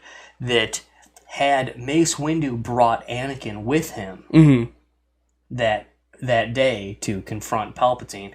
Anakin and what he brings Sayestine, Aegon Kohler, and Kit Fisto as well, who get punked in 5 seconds. But if they'd have brought Anakin with them, which why wouldn't you bring Anakin with you? You know how powerful he is, right? If they would have brought him with them, they would have defeated Palpatine. Anakin would have killed Palpatine. Crisis averted, and not only crisis averted, prophecy fulfilled. Right. Anakin, has no aspect of Sith in him yet. Well, and he just destroyed the only Sith because Dooku's dead. And that just shows more of his Mace's flaws. That he was confident in himself. He wanted the glory. He was selfish. Kind of. Mace kind of knows that if I bring Anakin, he'll probably be the guy that that finishes him off. But hey, I'm Mace Windu. I can take whatever. If he's a Sith Lord, he probably is. Whatever. I'm Sam M.F. Jackson. Yeah, exactly. And that's alluded to with Yoda says that. When Obi-Wan is talking about how Anakin is headstrong and all those things, and Yoda's with Kenobi and Mace Windu, and Yoda says to him, he says, yeah, it's something that we see a lot in our young Jedi, and you also see it sometimes in some of our older Jedi. Oh, yeah. And I think most people take that as him still kind of teaching Obi-Wan, but Right. I also think it's kind of a jab at Windu. There's Is what times I like always that, thought. yeah. I always thought it was kind of like Yoda saying, like, no, it's not just him. I think everybody takes it as a little bit of a jab towards Kenobi, but I actually always took it as a little bit of a jab towards Kenobi and Windu. Okay. That, he's trying to say, like, yeah, well, headstrong and arrogance is kind of a thing. It's kind of going around over here. Guys with shiny bald heads, they're usually the ones that that really show it the most. Looking one of these fancy Coruscant mirrors. Right, yeah, I can see the Jedi are evil. Well, because, then Anakin even says, from my point of view, the Jedi are evil. Like, he saw them go back on what they've been teaching him forever, and he saw everything about that, No, for sure, man, for sure. I mean, and I definitely think I don't think the Jedi are evil. I think they're the good guys, but... They are lost, like... Yeah, I mean, but Anakin buys into this, and Anakin's no dummy. I know he's emotional. I know he's not thinking, but Anakin buys into this, and there's a reason for that. And it's also supposedly, in some of the book stuff for Rogue One, they talk about this. Why did the people turn against the Jedi so fast? And it's because there was a growing stigma about the Jedi. Kind of, they're getting a little corrupt. They're getting a little uppity. Yeah, they're leading, these armies and and then pass that off with a bunch of propaganda thrown out there by Palpatine. Yeah. And it takes only a matter of years before people are kind of against the Jedi by the time A New Hope rolls around. Except for some of those purists. A lot of people just don't even know what they are. Like, right. Yeah, like, well, like a whole generation is. Were they good guys? Were they bad guys? I don't know. They seem like bad guys according to the news, but my grandpa says they were good guys. That's kind of like what your average rebel is thinking, what your average member, just person, Joe Schmo, walking around the Empire trying to, working at the, local trash compactor or something. Do you have the Dooku one on there? The Dooku one? I do. I was actually going to jump to that one next. Okay, cool. If you want. Yeah. This is other than the ET one, this is probably maybe my favorite Star Wars theory, and it's one that I buy into to some degree. And I don't know if you've heard this one or not, Brad, but Adam and I have discussed it off air, but the idea that Dooku was never actually a bad guy. That Dooku is actually kind of a double agent for the Republic. Not so much a double agent directly for the Council. He's a double agent on his own, right? In essence. But you see Dooku, he leaves the Jedi Order peacefully. The Jedi kind of still respect him at first. They view him as, he's a powerful, wise Jedi, and he left for political differences, in essence. Dooku does become a Sith. He does go to the dark side. He does use the dark side. You see him use Sith lightning. You see him with the red lightsaber. He takes out his as the canon goes, that was always his lightsaber. He took out the green crystal and put in a red one to make that new red lightsaber. So he does go to the dark side, and he does some nasty stuff. He's not a nice guy, right? But this idea that he actually was never really wanted Palpatine to win. He actually was a true believer. If you remember that conversation he had with Obi-Wan when he had him captured, it's like, together we can, we'll kill him, and we'll destroy the Sith. That's where, without this theory, there's holes in the plot. There isn't holes in the theory. There's holes in the plot of the movie. And one quick thing that's main too, he doesn't have the Sith eyes. He does not have the yellow eyes that every Sith has except him.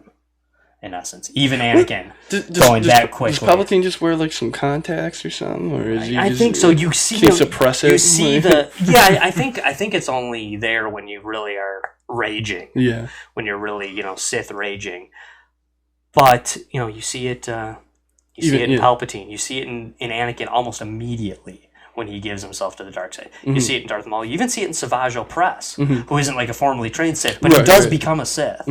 So you see this everywhere. Not in Dooku though.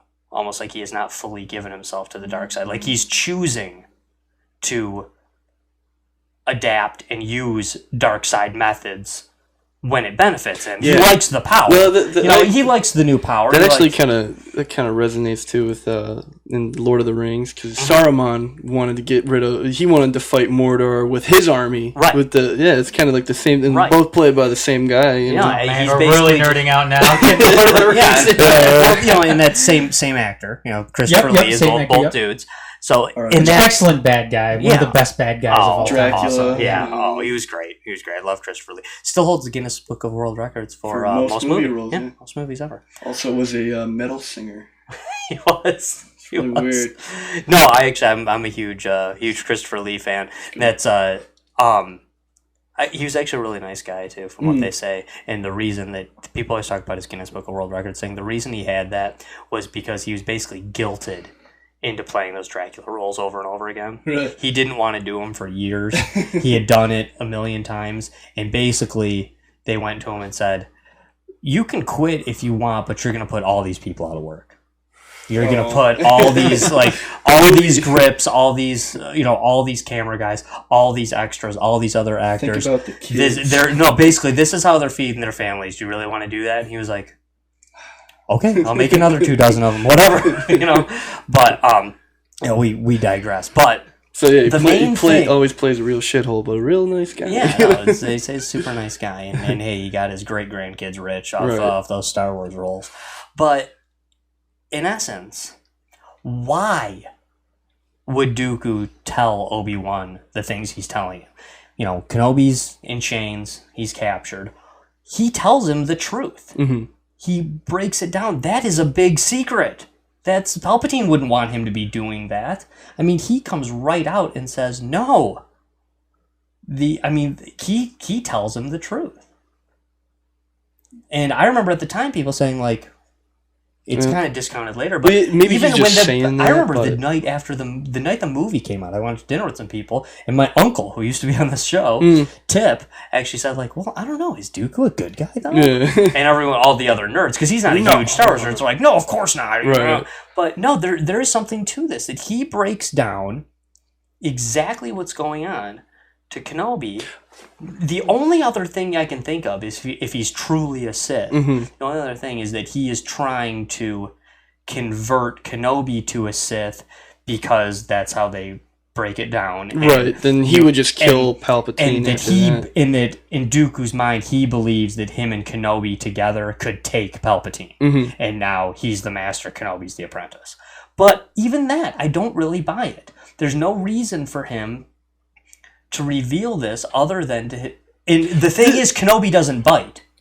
So he leaves. The issue with that, though, is that since now the Clone Wars existed, the TV show, he just commits a whole bunch of travesties in that, not really seemingly to any end. It just was kind of to be a dick, at the end of the day. Well, and hey, it doesn't mean that he didn't embrace the dark side to some degree. It doesn't mean that he wasn't part of the war. I get that, but it's just it didn't seem like he was ever reaching for that end goal that he mentioned in episode 2, It just seemed like he just kind of gave up on that. Maybe that idea kind of stopped after that. Maybe that was fades his, out of him as he more embraces the dark side. The other thing that I kind of But think, could you think that he maybe did that though for because he's got to sell it, he's got to sell it, and there's a good greater than him, right? and maybe I do think that. in the end, and for him, the ends justify the means. Yeah, I think of him as the soldier who is he's committing the doing what- atrocities because he thinks so that somebody else doesn't have to. yeah, he's kind of living out that sacrifice. He's sacrificing his name and his reputation for the greater good of the Republic. The other thing But I kind of then, think, what is that he's waiting for? You know? I think he wants to end the whole thing. I think he wants to end. 'Cause, I mean, I think he wants to end the Republic. He Coulda, doesn't shoulda, want woulda. the Empire. Yeah, because politically, he probably believes something I different. actually also think that when So they that's why he describe probably- him as a political idealist, Mhm. and I actually think, and most people disagree with this part, even if you're on board with this theory, most people disagree with me on this next one. I actually think that he is kind of a true separatist. He's Yeah. the only one that's actually a true separatist, because Palpatine's not. Yeah.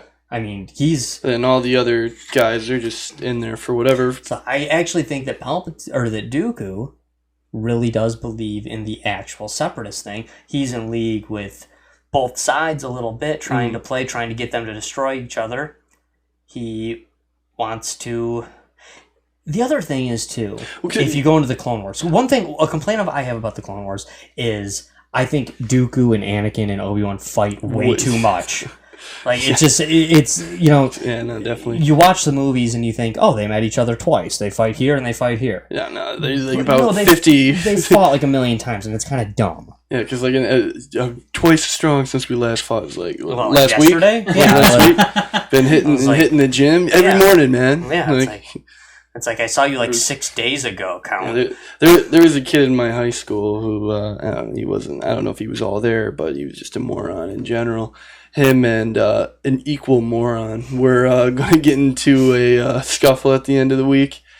So both of these kids are just little goofy little string bean kind of things. One of them, the dumber of the two, he comes into all the football workouts after school, you know, and me and all my friends were in there, and then everybody's kind of, so Will, you're gonna have a fight at the end of the week? And he's like doing like a curl bar. He's like, yeah, man, I want to get stronger before the fight. You know, coming in and doing 20 curls a day, you know, prior to. I don't know if that's gonna get you where you need to, and that's just kind of the idea that I get with what the Clone Wars established is that they're fighting so often. Like, how do they not know? How is Obi-Wan getting picked up and thrown across the room when they've done this 15 more times and that never happened before? Right. Right. I mean, if you have a violent sword fight, throw out the lightsabers for a second. If you have a violent sword fight with somebody once a month for 3 years, somebody's gonna die. Okay, I mean, somebody's gonna get really messed up. But you know, aside from that, I get it. It's a cartoon, and they want to, you know, throw that in there. So that's where the Clone Wars is canon thing gets a little fuzzy because, yes, they did some cool stuff. They also did some stuff but it doesn't really match up. They with were the really movie. careful about that with some other stuff though, because like they never had Anakin and Grievous meet in person. You know, right? So like in the movie, then it's like you're taller than I thought, you're shorter than I thought you would be, or whatever. It's like, why would they pay attention to that? But right. No, I agree with you. I totally agree. They made plenty of other villains for them to this fight Dooku with every week. And part of it too is I love the character Count Dooku. I loved him. So part of that for me is like, oh, I like this. Like, really gives it a whole different aspect to him. But you know, just the no Sith eyes and the revealing the story to Kenobi tells me that if nothing else, he was not fully on board with Palpatine's thing. He was trying to do his own thing. Whether it was he wanted to be the new emperor, you know, he wanted to be the emperor, whether it was he was a separatist true believer, whether he just wanted the chaos or just wanted the power, whatever it is, but he still, for the most part, he acts like a Jedi. Yeah. You know, he is a Jedi. Yeah. He's just somebody that, like, oh, hey, you know, hey, if I'm embracing this, if I'm going to be a double agent, I might as well learn how to do Sith lightning because that's pretty rad. Right. You know, I mean, it's not really an equivalent. You know, what do they do? Kick me out of the Jedi Order? Right. Like, yeah, I'm gonna, you know, mess some stuff up. But and you know, I mean, and he is very arrogant. You know, and he thinks he can take Yoda. He thinks he can do all these things because he really does. I think I could believe that one if the catch of it is that he just never was really any good at it at the end of being this double agent kind of soldier, because like he never really made too many leaps and bounds to you know, actually overthrow the Emperor. You know, he was always kind of like a yes man. I think the idea is that he wasn't going to make his move until after the Republic was beaten. Yeah, was beaten. Okay. You know, I think that's kind of the idea, but he's not powerful enough. You know, I mean, Palpatine knows this. Palpatine basically goes through saying that Dooku was never his guy, but Dooku already was a very powerful Jedi. So he's like, well, this is going to be my interim guy just in case. Because when the rule of two, you better have the two. I mean, yeah, you don't want to stick around in that situation, you know. Dooku's older. Dooku was older. Yes. Yeah. Shoot, I knew this at one point. the age of Palpatine. Yeah. Palpatine's around 60 Okay. at that point, and Dooku's supposed to be 78. And then he's like 80 in the yeah, he's original. 80 when he dies. Or is he 82? I think like that. Dooku's supposed to be 82 when Anakin kills him. He's 78 when he fights Yoda. I believe is the Right. how it breaks down. Or no, it'd be 78 and 81. Yeah. Is how it breaks down. 3 years in between. But Palpatine's supposed to be around 60 there. So Palpatine is older than Dooku in Jedi. Right. You know, like I that he's had by more then. By then, but he's not experience. he's like- not older at the time. Yeah. You know. But that is one I really was I was on board with. One I'm not so much on board with is Anakin was created by Palpatine and Plagueis. I No. don't know. I don't know about that one. I This one was heard kicked that. around a lot during when Phantom Menace came out, you know, before Yeah, Attack of the because- Clones. Because he's like this immaculate conception Jesus type. And the It had idea to come being from somewhere, and that does kind of in the whole Darth Plagueis story. It does kind of suggest like, hey, maybe this was me. Mhm. But in the end, I think that might be something that could be revealed in these these upcoming movies. Palpatine and Plagueis are obviously messing with the midi-chlorians. Yeah. You know, they're screwing with stuff, they're trying things out, and this idea that they did it and it, you know, creates as virgins. Right. Or the idea that because of them screwing around the midi-chlorians created this Yeah. guy to combat the thing that they were doing. I've heard that theory as well. Something like I've heard of like a leak maybe from like The Last Jedi that might be the big reveal of this upcoming movie is that maybe like Snoke or something like is like, you know, Luke's grandfather in that sense. You know, that he wasn't, you know, it wasn't like the biological father of Anakin or anything, but he's the reason that he came into creation. But I don't know. I would be fine with that question never being answered. I think that's kind of cooler, just as like, Sure. yeah, he's like Jesus kind of. But Yeah, I mean, if Jesus was just a real asshole, you know. at the end there, you know. Right. Right. One quick one. There isn't a whole lot to say about this, but you hear a lot of people kind of say this. A lot of nerds say this is that Han Solo is force sensitive. No, not at all. I think that's That it's not luck. The reason that blaster bolts just never seem to hit him. That plot armor. that I just think that's good for the story. I tend to think that too. That was a load of crap. The one that the proof, finger quotes, proof that people throw out is when he says that the Force is a bunch of nonsense on the Millennium Falcon, that he kind of gives Kenobi a look like, yeah, we both know what's up, but really, I think he's just being an a-hole. I think he's just being like, yeah, I know you buy all that crap, whatever, old man. Right. Yeah. But here's one I do like a lot. Actually, there's two more that I really like. If he was force sensitive, he would have known that. Even if you're not force sensitive, he should have known that his son was going to kill him. This is adapted by some of the Star Wars board games, Star Wars miniatures, Star Wars D&D, where Han Solo does have a force point.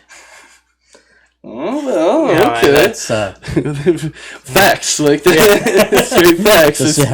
This is where we're at. These mics are really expensive, otherwise I'd drop one. No, but one I do like is that Chewbacca and R2-D2 from the beginning are secret rebel agents. We know this idea that Well, R2-D2 is. right. We know that. Right. But we know that end of Revenge of the Sith.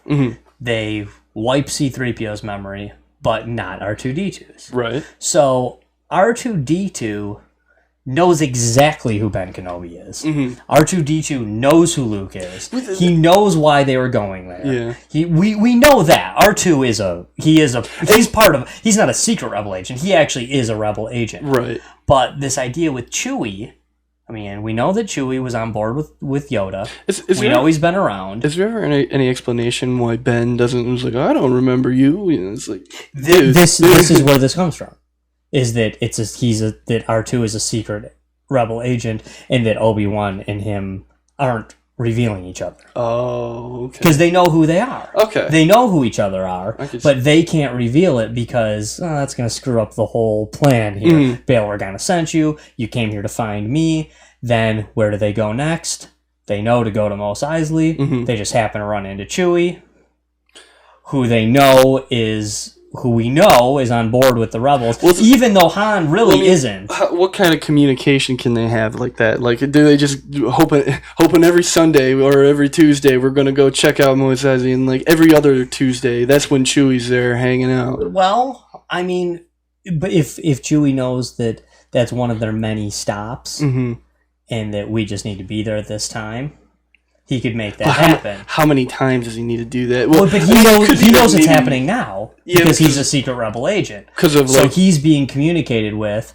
That like say we like the need- Battle of Scarif is going on. Maybe they were able to send out some sort of communication out. Right, and in essence, with this theory, it's that R2 knows he needs to go get Obi-Wan. Mhm. They need off the island. They need a ride. So they're gonna meet up with Chewie, Right. and then Chewie meets up with him because he first meets. He tells Luke that I met Chewbacca. He's the first mate on a ship, Mhm. and then they go convince Han that this is how it's Yeah, gonna go well, down. Han will do anything for money, and it's like at that point they're thinking like, well, yeah, we'll get that money easy, you know. Mhm. And Luke's trying to convince Han. Han and Luke are going back and forth. Obi-Wan's just kind of there though. He knows it's gonna happen. He's not concerned with all this. Mhm. So it's like this charade that Chewie and R2 and Kenobi are ignoring in essence. That we know we're all gonna get on this ship eventually. And like, oh, we thought 10,000 would be the good thing. Like, oh no, I'll give you 17. I'll give you 50. Whatever. It doesn't matter. And Chewie's gonna be on board, and it's all good. So this idea that and also the reason where the secret comes in is that they never talk about it. Mm-hmm. Chewie's on board with the rebels from Because day one. Because the less they know, the better. kind of Kenobi's deal. on board with the rebels. R2's on board with the rebels, but they're not talking about it. That could be something that could maybe be explored. Like if they ever end up doing a standalone Obi-Wan, I could see that kind of being played out. Mm-hmm. That there is some sort of communication because, that seems pretty possible. I don't know that if I buy that completely because like then it's like, what day do they know to show up and how do they know that the urgency that they're going to need because like when they show up they're like really lucky that because everybody's looking everywhere for them, and then like they're hanging at the table, then the troopers come by and then they're not there anymore and there's what you're looking for, so like they had either perfect timing or they're telling them like, hey, every 20 minutes come check this place out, unless they were to like maybe prove that like, hey, after the Battle of Scarif they're like, hey, like you're going to be our backup guy, you hang out here. Because I imagine that all happens in like kind of the same-ish week, Because like the Battle of Scarif happens, the Tainted Four takes off, gets attacked over Tatooine. Then they launch because they were going to Tatooine to go pick up Obi-Wan. Right. So Obi-Wan probably has some contact. He's like, they're coming to get you. Mm-hmm. But then like he finds out like, oh, okay, that didn't work out too well because. There's a deleted scene where Luke says, like, I saw a spaceship battle up there or something, Right. So I'm assuming Obi-Wan knows it. So I could see that completely. And then that they contacted Chewbacca's like, get there now. Mm-hmm. Which wouldn't make any sense for why would Han be there because that Jabba's there. But if Chewie says, hey, we got a job, Yeah. Yeah. And also he's Well, that's what I'm saying is that Han wouldn't want to be there by himself. He's like Sure. he would have to be convinced to go there. And it's like, well, okay, hey, yeah, however, Wookiee would tell him that how many roars it would take. Sure. That they would go over there and kind of just hang out in the bar for after this battle that went down because that's probably sweeping the galaxy news of like Right, the first victory. The only thing that happens in the beginning of Episode 1 that puts any distance between Rogue One and Episode 4, I think say sorry. The only thing that puts any potential distance at all is how long the droids were kidnapped by the Jawas. Mm-hmm. Because in essence, Everything else was like a day. Yeah, Uncle Owen, buys the droids in the afternoon. Yeah, you know, could in the evening, and the probably next that. morning Mhm. they go looking for R2 and find Yeah. Obi-Wan. So that all happens pretty quick, in like a and we know 3-day, from Rogue 4-day One period, maybe. that it's directly after Right. after it. So it all takes place pretty quickly. I can definitely buy into that one. Another one that goes along with Tatooine right then Mm. is okay. Uncle Owen and Aunt Beru are murdered, right? Mhm. And you get this idea. Okay, well, who killed them? You're kind of like it's stormtroopers, right? It's Boba Fett. Yeah, it's Boba Fett. Exactly. I've heard that one. That'd be pretty cool. to me, it makes perfect sense. All right, so there's this bounty Mhm. out on these people. Yeah, and he says it's on the airwaves. no disintegration. They're just bones after that. Like, I mean, they were Right. probably set on fire, but he's got a wrist thing. But we know that the stormtroopers follow orders. Mhm. We know that they do what they're told. If Anakin / Darth Vader wanted his stepbrother and stepsister-in-law killed, Mhm. they're living in the same house Yeah, for his the last mom- 30 years. Yeah, his mom If he died wanted to at- send some errant stormtroopers over to take out Owen and Beru, Mhm. it's no big deal. But Vader, in this theory, Vader doesn't want to kill Owen and Beru. He never did. He never wanted to kill them. Otherwise, they'd be dead. They're easy pickings. Well, So- I just think that it wasn't anything relevant to him. I could see like that when they go and find them. I could see him maybe being like, "Yeah, they were weak. They're the reason that my mother was killed because they couldn't protect her." Mhm. I could see that sort of But thing. Like, we know, take him away. we you know from the special edition that Boba Fett It's- is randomly on Tatooine. Yeah. He is there. Boba Fett is on Tatooine while this happens. They come back. Have you ever seen stormtroopers disintegrate anyone? No, they It's- suck at everything. Yeah, that's that's never been a thing. And then the very next time Vader sees Boba Fett, bygones, sure, but what's he telling him? No disintegrations. Like, we've had problems with this before. I want people taken out, That'd be and pretty you're good. disintegrating people. So Owen and Beru weren't killed by stormtroopers. They're killed by Boba Fett. And it's heavy. You know? Yeah, I mean, Boba Fett is there. It's there. He takes them out, and Luke comes back. Okay, everything's gone. There isn't a battalion of stormtroopers waiting. Yeah, Boba Fett got there first because he's Stormtroopers are better just- than the stormtroopers. Yeah. And he got there first. He did it, and now he's already moving on to the next thing. Still searching for, Luke. In essence, so I'm on board with this one. I'm Completely. definitely on board with that.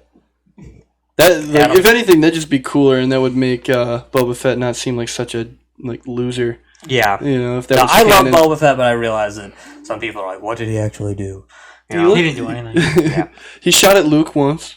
Yep. In Cloud City, he shot at him. Yep. He's the only one that knows Luke sneaking around. Yeah. Everyone else He, is. he tied him up in Return of the Jedi, and then he got thrown into the Starlight Pit. Yeah. That was it. He got knocked into a Starlight Pit by a blind guy. Yeah. Yeah. Not that He, impressive. he had pretty cool helmet though. Like He had a cool helmet. He had a cool jetpack. Do you know what's funny is the Star Wars theory by the nerds back in the day, in between Empire and Jedi, Mhm. was that Boba Fett was Anakin. That was the big theory. Oh, really? It was going like when the movies were coming out. when from 1980 to 1983, that is the big theory. Is that no, they were wrong. Vader is not Anakin, like he tells him. That no, Anakin's sneaking around. He's Boba Fett. He's there. He's sneaking around, and he's going to reveal himself and be a good guy again. Right. Was the big thing, and then Boba Fett just gets punked in the first 15 minutes of Jedi, and they're like, oh, I guess not. Which George Lucas later said, hey, I thought Boba Fett was cool. He's like a cool looking character, but if I had any idea people were going to like him that much, I wouldn't have him die that way. He like completely came out and said he was like, I just thought it was a cool suit, and he was like a very minor character, and that's about it. But Okay, we got a few more that we're gonna bust through real quick, and then because we're running short on time here. But Qui-Gon was a Sith. Anybody? No. Qui-Gon was a secret Sith. It's a little agent. crap. No, he's a great Jedi. Whatever, Doesn't make any. Yeah, that doesn't make any sense. Well, like in beautiful hair like that. Yeah. I don't allow for that. Yeah, he was in league with Dooku. They're all Dooku was so certain that Qui-Gon would come to his side. Hairless are dirty gray. They can't have flowing locks of like and it's mane. and it's Liam Neeson. The only time Liam Neeson is going to be a bad guy is when he's Ra's al Ghul. Right. In Batman. Right. So. Right. Yeah. They part of this has to do with Xanatos. You familiar with that character at all? Mm. In non-canon, Xanatos was Qui-Gon's student before Obi-Wan. Yeah. Who did go to the dark side as well. I did actually read this dark side connection. Yeah, I did actually read a few of those books. Here's kind of a fun one that we know something about the Ewoks. We something about the Ewoks that people tend to glaze over because they're so cute and cuddly. Is not only did they topple the Empire, but the Ewoks were going to eat Han and Luke and Chewie.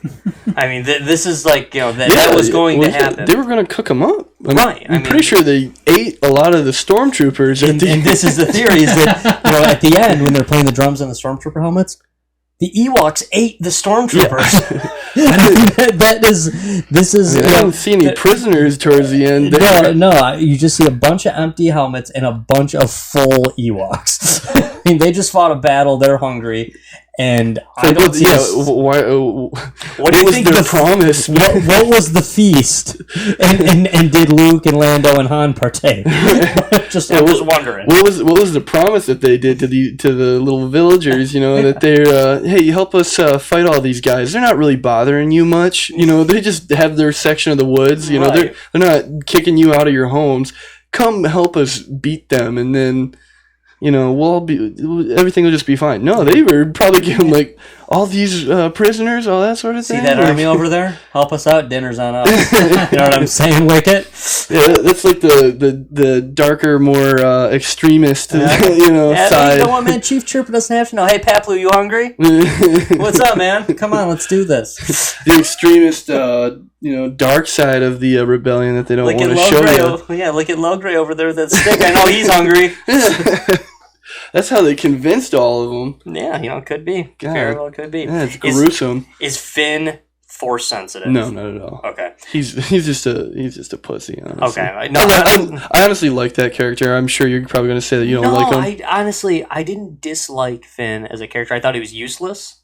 And like the big reveal in the episode 8 trailer was like, oh, Finn's still alive. I was just like, oh, who cares? I don't want him to be dead. I don't want it's like, whatever. He's like he was cool, I guess. But the theory being that Finn is Force sensitive when they talk about the awakening in the Force. In Force Awakens, nothing has happened with Rey at this point. Right. The only thing that's happened is Finn has had his moment where he, escaped. So he kind of escaped the programming. So a lot of people are saying that no, Finn will be revealed to be Force sensitive later, and if that is, that's not like a big surprise. Yeah, the Force Awakening was not Rey; it was in Finn. Is this idea? I don't really care. I think it'd be kind of silly, but I think Finn is supposed to be kind of the Han Solo of these movies. I would say that Poe is probably filling that role. And then I thought Poe was like Wedge that talked too much. Maybe. I don't know. I think that they're kind of grooming Poe. Like Poe originally was going to be just a very minor character who died in that first movie when he crashed. But then people started like, oh, this guy, I can't think of the actor's name, but I really like that actor. We're paying him too much in this movie to just die in the first scene. Right. So I think that he's kind of going to serve like as the Han Solo, like hotshot, kind of cool guy sort of thing. And then Finn's just going to be like the resident puss who kind of comes into his own after like a story arc. Right. Is Finn in essence going to C-3PO. be is Finn in essence going to be the Princess Leia of these movies? I mean, seriously, since Princess Leia was a cool character, but in the girl is the main character in these ones. So is the role reversal now? Finn is in us. You know, if Rey is the Luke of these is Finn the Princess Leia? Maybe he's kind of like a hybrid role, kind of, because I know that he's going to have a pretty big role in The Last Jedi, but it's going to be pretty similar in like Empire in that they're off doing their separate things.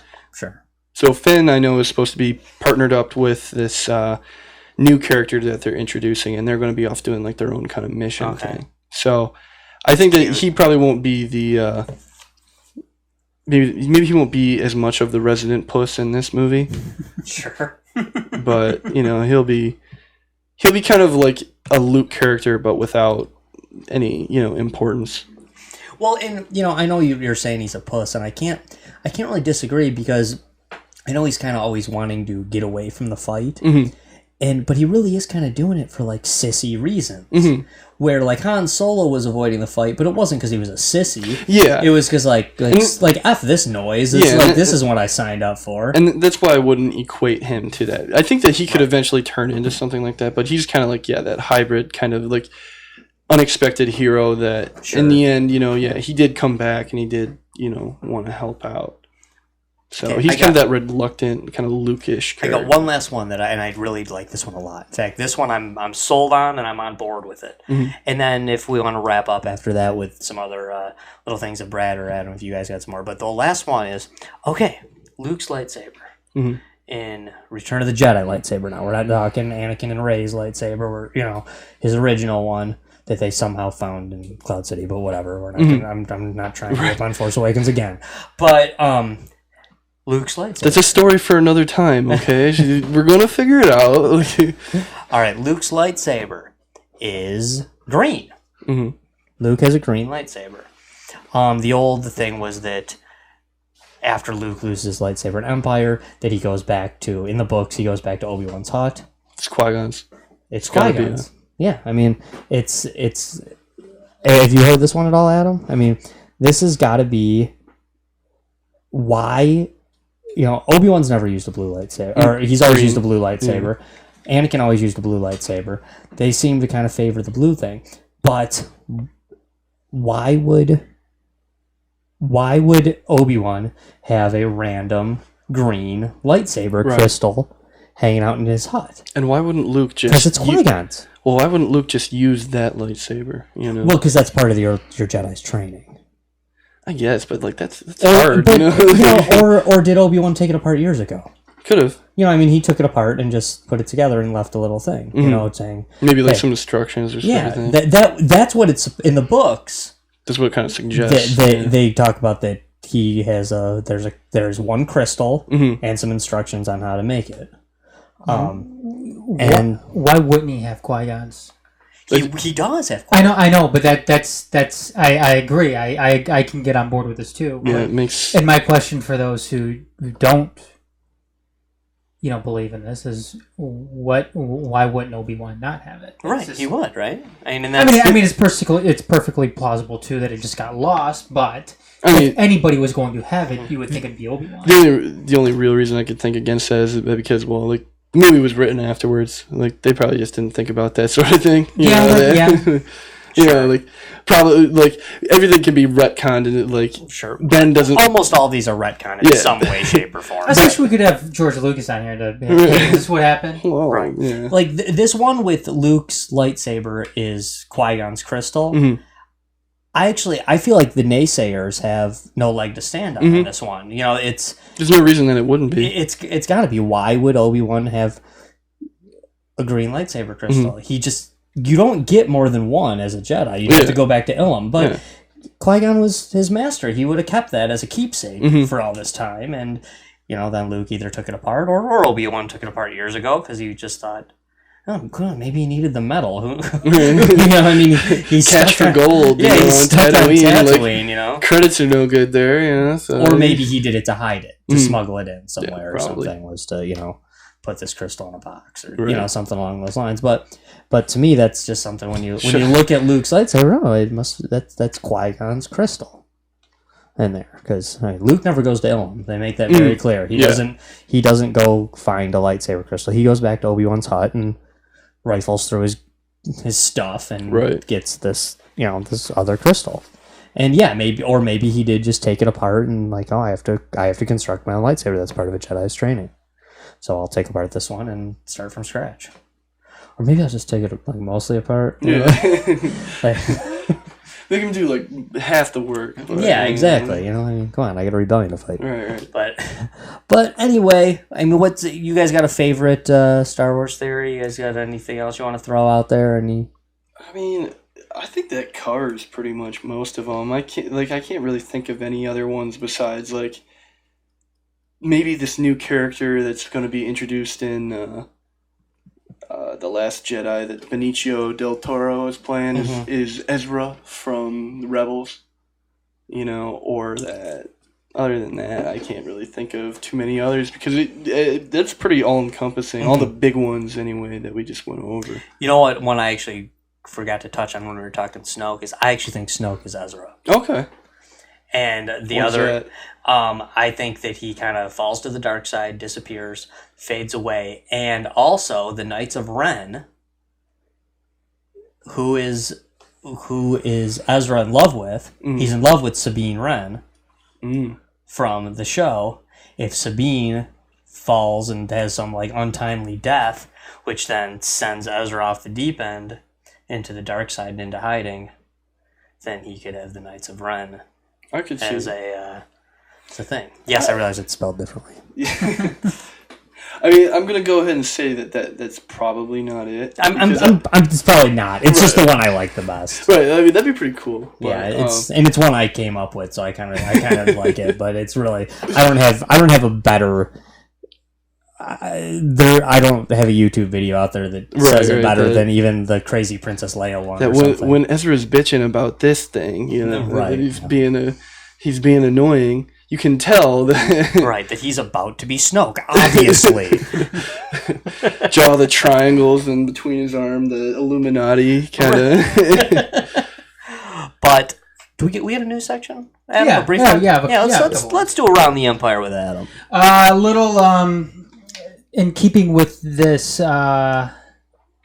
Star Wars theme tonight, the Han Solo movie just lost its directors. Phil Lord and Christopher Miller Really? are reportedly off Star Wars' their spin-off film because of creative differences, according to The Hollywood Reporter, in which case the picture began shooting early in 2017 and still has weeks left of production. So, yeah, a little bit of a setback there with the new Star Wars movie. So That seems just like all too common these days that a lot of big budget movies are just losing their directors, and that's just probably from studio interference, but I have zero interest in seeing this movie. the new Han Solo one? Yeah.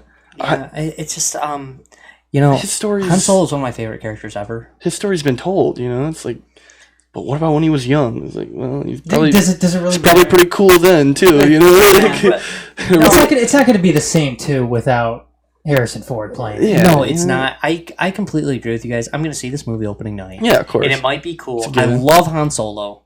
The only saving grace for The Force Awakens for me was Han Solo, honestly. And, Han Solo is always my favorite character as a kid.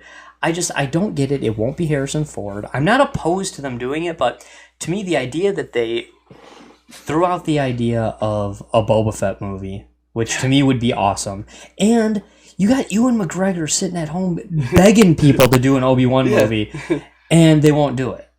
Which to me, that bummed me out that he killed Darth Maul in the show, because I was hoping that would happen in the movie. That could have been I wanted Ray Park and Ewan McGregor to face off one more time. that would have been really cool. And you know what, too? River Phoenix is dead, so nobody else can play young Harrison Ford, right? So, Okay, one more quick Star Wars theory that we won't discuss, but have you ever thought that perhaps the Indiana Jones movies are Han Solo's dreams while he's in Carbonite? Those are much smaller, interesting. much less grand in scale than being in space, what if I was just on this really shitty planet where there were people that hate each other even though they're all exactly the same? Well, maybe it was kind of like back home or something. Yeah. Or, maybe back home in Korea. Although the Third Reich is very reminiscent. It has its similarities to Definitely to the Empire. So. You guys ever seen the old Star Wars Tales comic where the Millennium Falcon crash lands and Han gets killed by some natives or something? Yeah, Han is killed. And Chewbacca starts wandering the forest for 100 years or so because he's so long-lived. Right. And then, Bigfoot. yeah. Han, and then Indiana Jones goes looking for Bigfoot and finds Chewie. Finds a like the skeleton of Han with like the vest on, and like Chewie like recognizes him for some reason. Like he looks really familiar, you know. But cool way to have Indiana Jones and Chewie have an adventure together. Yeah. Let's see what else we have here. Republican Karen Handel wins Georgia's 6th congressional district over 30-year-old Democrat John Ossoff. Well, he was really favored, wasn't he? Or at least they were hyping him up to be. Sorta. Yeah, they're hyping him up. It's still Georgia, Mm-hmm. and he was still running for a Republican seat. So Yeah, that seat hadn't been controlled by it's the Carter administration. a long time, 40 years. Let's see. Trump seems like he's starting to grow a little impatient with China when it comes to North Korea. This comes after Otto Warmbier was basically Worst name ever. Is yeah, it? it's kind of a bad. Is that name, isn't it? that's his actual name? Yeah. Yeah, Warmbier. Otto Warmbier. Yeah. After he was basically, I'm assuming, beaten to a vegetative state by North Korea. Right. Sent Maybe home like where a he just- electroshock or something. Yeah, where he just died. I believe it was yesterday, but I'm not a big Trump fan, Yeah. but No, I know. I know It's- neither one of us voted for Trump, Adam, but No. I'm with him on this one. I'm about done with North Korea. but yeah, how long are we gonna? How far can they go before we have to just like it's like a little yipping dog? Like how long do you let it bark before you just really kind of smack it in the nose? You know what, Brad? I agree with you completely. It's just when it comes to North Korea, just how long are we going to put up with these guys? Yeah. You know, I mean, They and if you have want to real ignore them, allies. and if you want to ignore them, fine. But then like legit ignore them. Mhm. Just be like, listen, that's their country over there. Fine, do your thing, whatever. But really, just when are we going to bitch slap this country?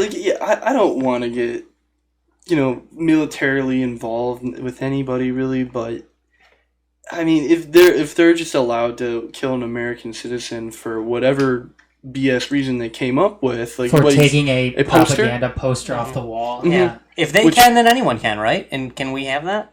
You know? Yeah, like I mean, while I don't suggest mobilizing the whole Navy or whatever over one person, it's still like it's an American citizen and something needs to be done.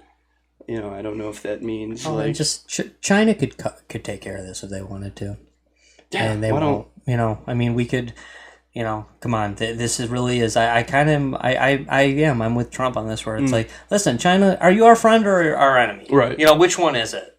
Because you can. Which is more important to you, the most powerful country in the world or your old communist alliance that doesn't even share any values that you share now as you The thing drifted away? in North Korea, they're not even communist. No. They're not. They're just complete dictatorship. Yeah, complete totalitarian. They've got their own ideology. It's the Junch ideology, and it's total self-reliance. Mm-hmm. That's the entire ideology behind it. Is there communist overtones? Sure. Are there some fascist overtones? Yep, those two. There's just we got to be done with these guys. I mean, let's put it this way: if a Chinese citizen was beaten or murdered in Guam, we'd do something about it. Mm-hmm. We would do something about it. If they were, especially by the government, right? I mean, if they were taken out by by officials in the Virgin Islands. Well, even if it was the British Virgin Islands or the Dutch Virgin Islands, there's American Virgin Islands. Those people are born American citizens, we are. But I mean, if this happened, there'd be problems. If it was a country that we're funding, which there's a whole bunch of them out there, if it was a country and they did this to a Chinese citizen, we would do something about it, and we would be on China's side. We might not be on China's side if they said, "Okay, well, we're gonna nuke them." Like, oh, hold up, but. we would be on their side. No, We'd say, Sam, no, you know, China, we need some justice for this kid, and we need to do something about this. I'm not. You know what? I'm not even so much looking for this kid that died. He's just a piece of the puzzle. Sure. I mean, you go and you look at what is. I mean, just from a human rights standpoint, North Korea is the definition of a human rights disaster. Yeah. Oh yeah. I mean, Otto Warmbier is a like I said, he's a small piece of the puzzle. Mm-hmm. And you know what? And in some ways, I blame him and his family because you know what? Should have gone. You go to North Korea. What do you expect? You kind of know what you may be getting For sure. yourself into. For sure. Yeah, and I don't want to downplay the tragedy that his family's gone through. No, you know what? It's horrible. But no, it is. But no, why the hell would you go to North Korea?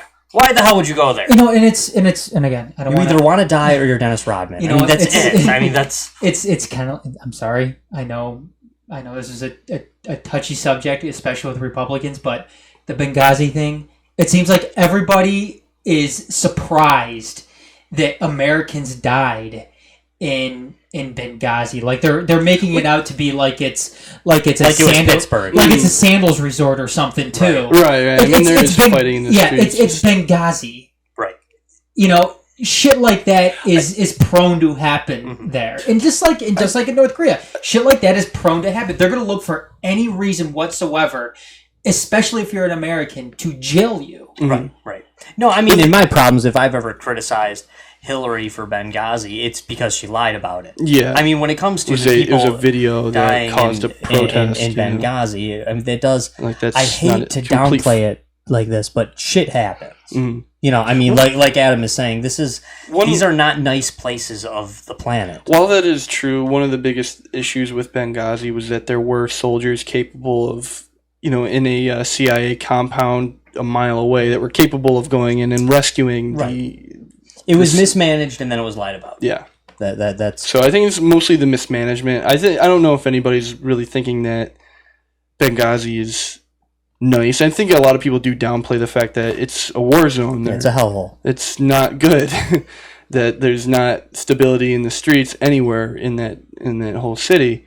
No. But I do think that people do have kind of a right to be mad about that sort of thing. That there was so much. Oh, they have a right to get mad. So much just. But you know what I say to that? Get over it. Get over it. It's been At this a while point, now. yeah, I mean, Get over it. no, I mean, She lost, so I could see you crying about can Benghazi. move on. I if guess. she was president of the United States, she's not. So she lost. That's one thing Republicans really need to Pull up the trousers. And, Yeah, you need to get a hold of yourself here. Hillary lost. Okay, there's nothing. Hillary can't hurt you anymore. Hillary is an old retired woman now. You don't know that. A couple of other things here. Born from the fire. Senate panel rejects Trump's plan to privatize air traffic control. So it looks like that's going to. Why? Why? I don't understand it. Wouldn't it be more efficient this way? Let's see. Privatized? Here. I'm trying to get some reason behind it without totally going into it. Let's see. I don't know. Yeah, I don't know. They just wanna. No, this is what I'm about to say, because I know we don't have really time to go into it. What I'm about to say is very non-libertarian of me, and we all know that I'm the card-carrying libertarian, small L, of this show. But believe it or not, I'm actually not nearly as opposed to government control as I am to government regulation. If the government was really gonna take control of these things, it's fine. But if you're just going to try to regulate the hell out of it, but then still not take credit, then it ought to be privatized. It'll run better. It'll be cheaper for all of us. It'll be better. The private market will bring down costs and will make it more efficient and better. It truly will. But I'm not pretending to know all the details about this. So I'm not. I'm really not. Let's see. Nazi artifacts found behind a secret bookcase in Argentina. Police reportedly raided the home of an art collector and found a door leading to a room of Nazi-owned items. The boys in Brazil, wasn't it? Or Including medical devices, knives, and a bust of Adolf Hitler. So, Yikes. Man, Yeah. that was big down in Argentina, though. Man, that was... it's where they all fled to, big wasn't it? Nazi stronghold. Yep, definitely. Everybody's favorite Madonna movie. What was the chick she played? Evita. Evita? Yeah, I mean, Evita was a big-time Nazi sympathizer. Oh, was she? Big time. Big time. Is Madonna a Nazi sympathizer? She might be. I think she is indirectly. Maybe if that's the flavor of the month, then Right? Yeah, exactly. If might be, but it's Kabbalah, it's Wesley Clark, it's Spanish guys, yeah. and Did you guys hear about all the guys that lined up at her house the morning after the election, wanting their blowjobs? Did she promise that? She promised a blowjob to anyone that would vote for Hillary. In the morning after the election, a bunch of guys were camped outside her house. God. Like, I voted for Hillary. Let's do this. got a picture of my my voting sheet here, It's like or my ballot. Gross. One last thing here. Dan Gilbert is receiving heavy backlash for letting GM David Griffin go. According to reports, Griffin's resigning stemmed from a difference of an opinion regarding the franchise's future and Gilbert's openness to trade all-star point guard Kyrie Irving. However, many are bashing Gilbert for not consulting LeBron James before letting go of Griffin. So, looks like Dan Gilbert has pretty much sealed the deal when it comes to LeBron James bolting Cleveland after this upcoming season. So, you know what? In all fairness, though, it looks LeBron James probably was going to be gone anyway, but this probably was the last straw when it came to that. So If the situation's not perfect for LeBron, he's just outie 5,000, isn't he? Well, I mean, after this, this finals. The finals, man. I don't believe. Well, he's lost more finals than he's won. I think it wasn't it? He's gone with the Cavs a few times, and he went with the Heat, then he went with the Cavs again, and. the first time he went with the Cavs, though, it was him and nobody. Yeah. No, it really was. Well, and then going up against the Warriors this year, like that's it's not like the best bought team in the history of it. That with Kevin Durant. Like, but they weren't bought though. Yes, they did got KD, Durant. but they were homegrown other than that. Well, that's the thing. I feel like that team would have been so much more if it didn't have KD, because that's where the straw that broke the camel's back is that they had like their own homegrown. Mm-hmm. But it was the homegrown aspect that brought Kevin Durant to. I guess, but it seems like they jumped a hole. When it came to Miami, Dwayne Wade had to bring in LeBron James, and he had to bring in, who was the other guy? Chris Paul. No, he never played for Miami. Oh no, it's not Chris Paul. It was Bosh. Yes, Chris Bosh. Yeah, it's Chris Bosh. That's what I meant to say. Yeah, he had to bring in those two players in order to win it. I mean, there was no other really homegrown aspect to that team. No, not at all. Not anybody that contributed to them winning a championship, but they're supposed to still be winning championships according to LeBron and D Wade from back then. But like I said, they're gonna win 8. Wasn't that the big prediction? Yeah, I can't remember. 6 championships, 7, 8 championships. That's all I have, though. That's it for Around the Empire with Adam. Thank you for that, Adam. This has been the conclusion of our Star Wars Theories episodes. I hope this wasn't too nerdy for our regular viewers, but this is a show we've been dying to do for a while, to really break it down. You will be able to hear Brad Davis soon, hopefully on his own podcast, hopefully right here on theempiremedia.com. Yeah, is the idea we're gonna break out some of that soon.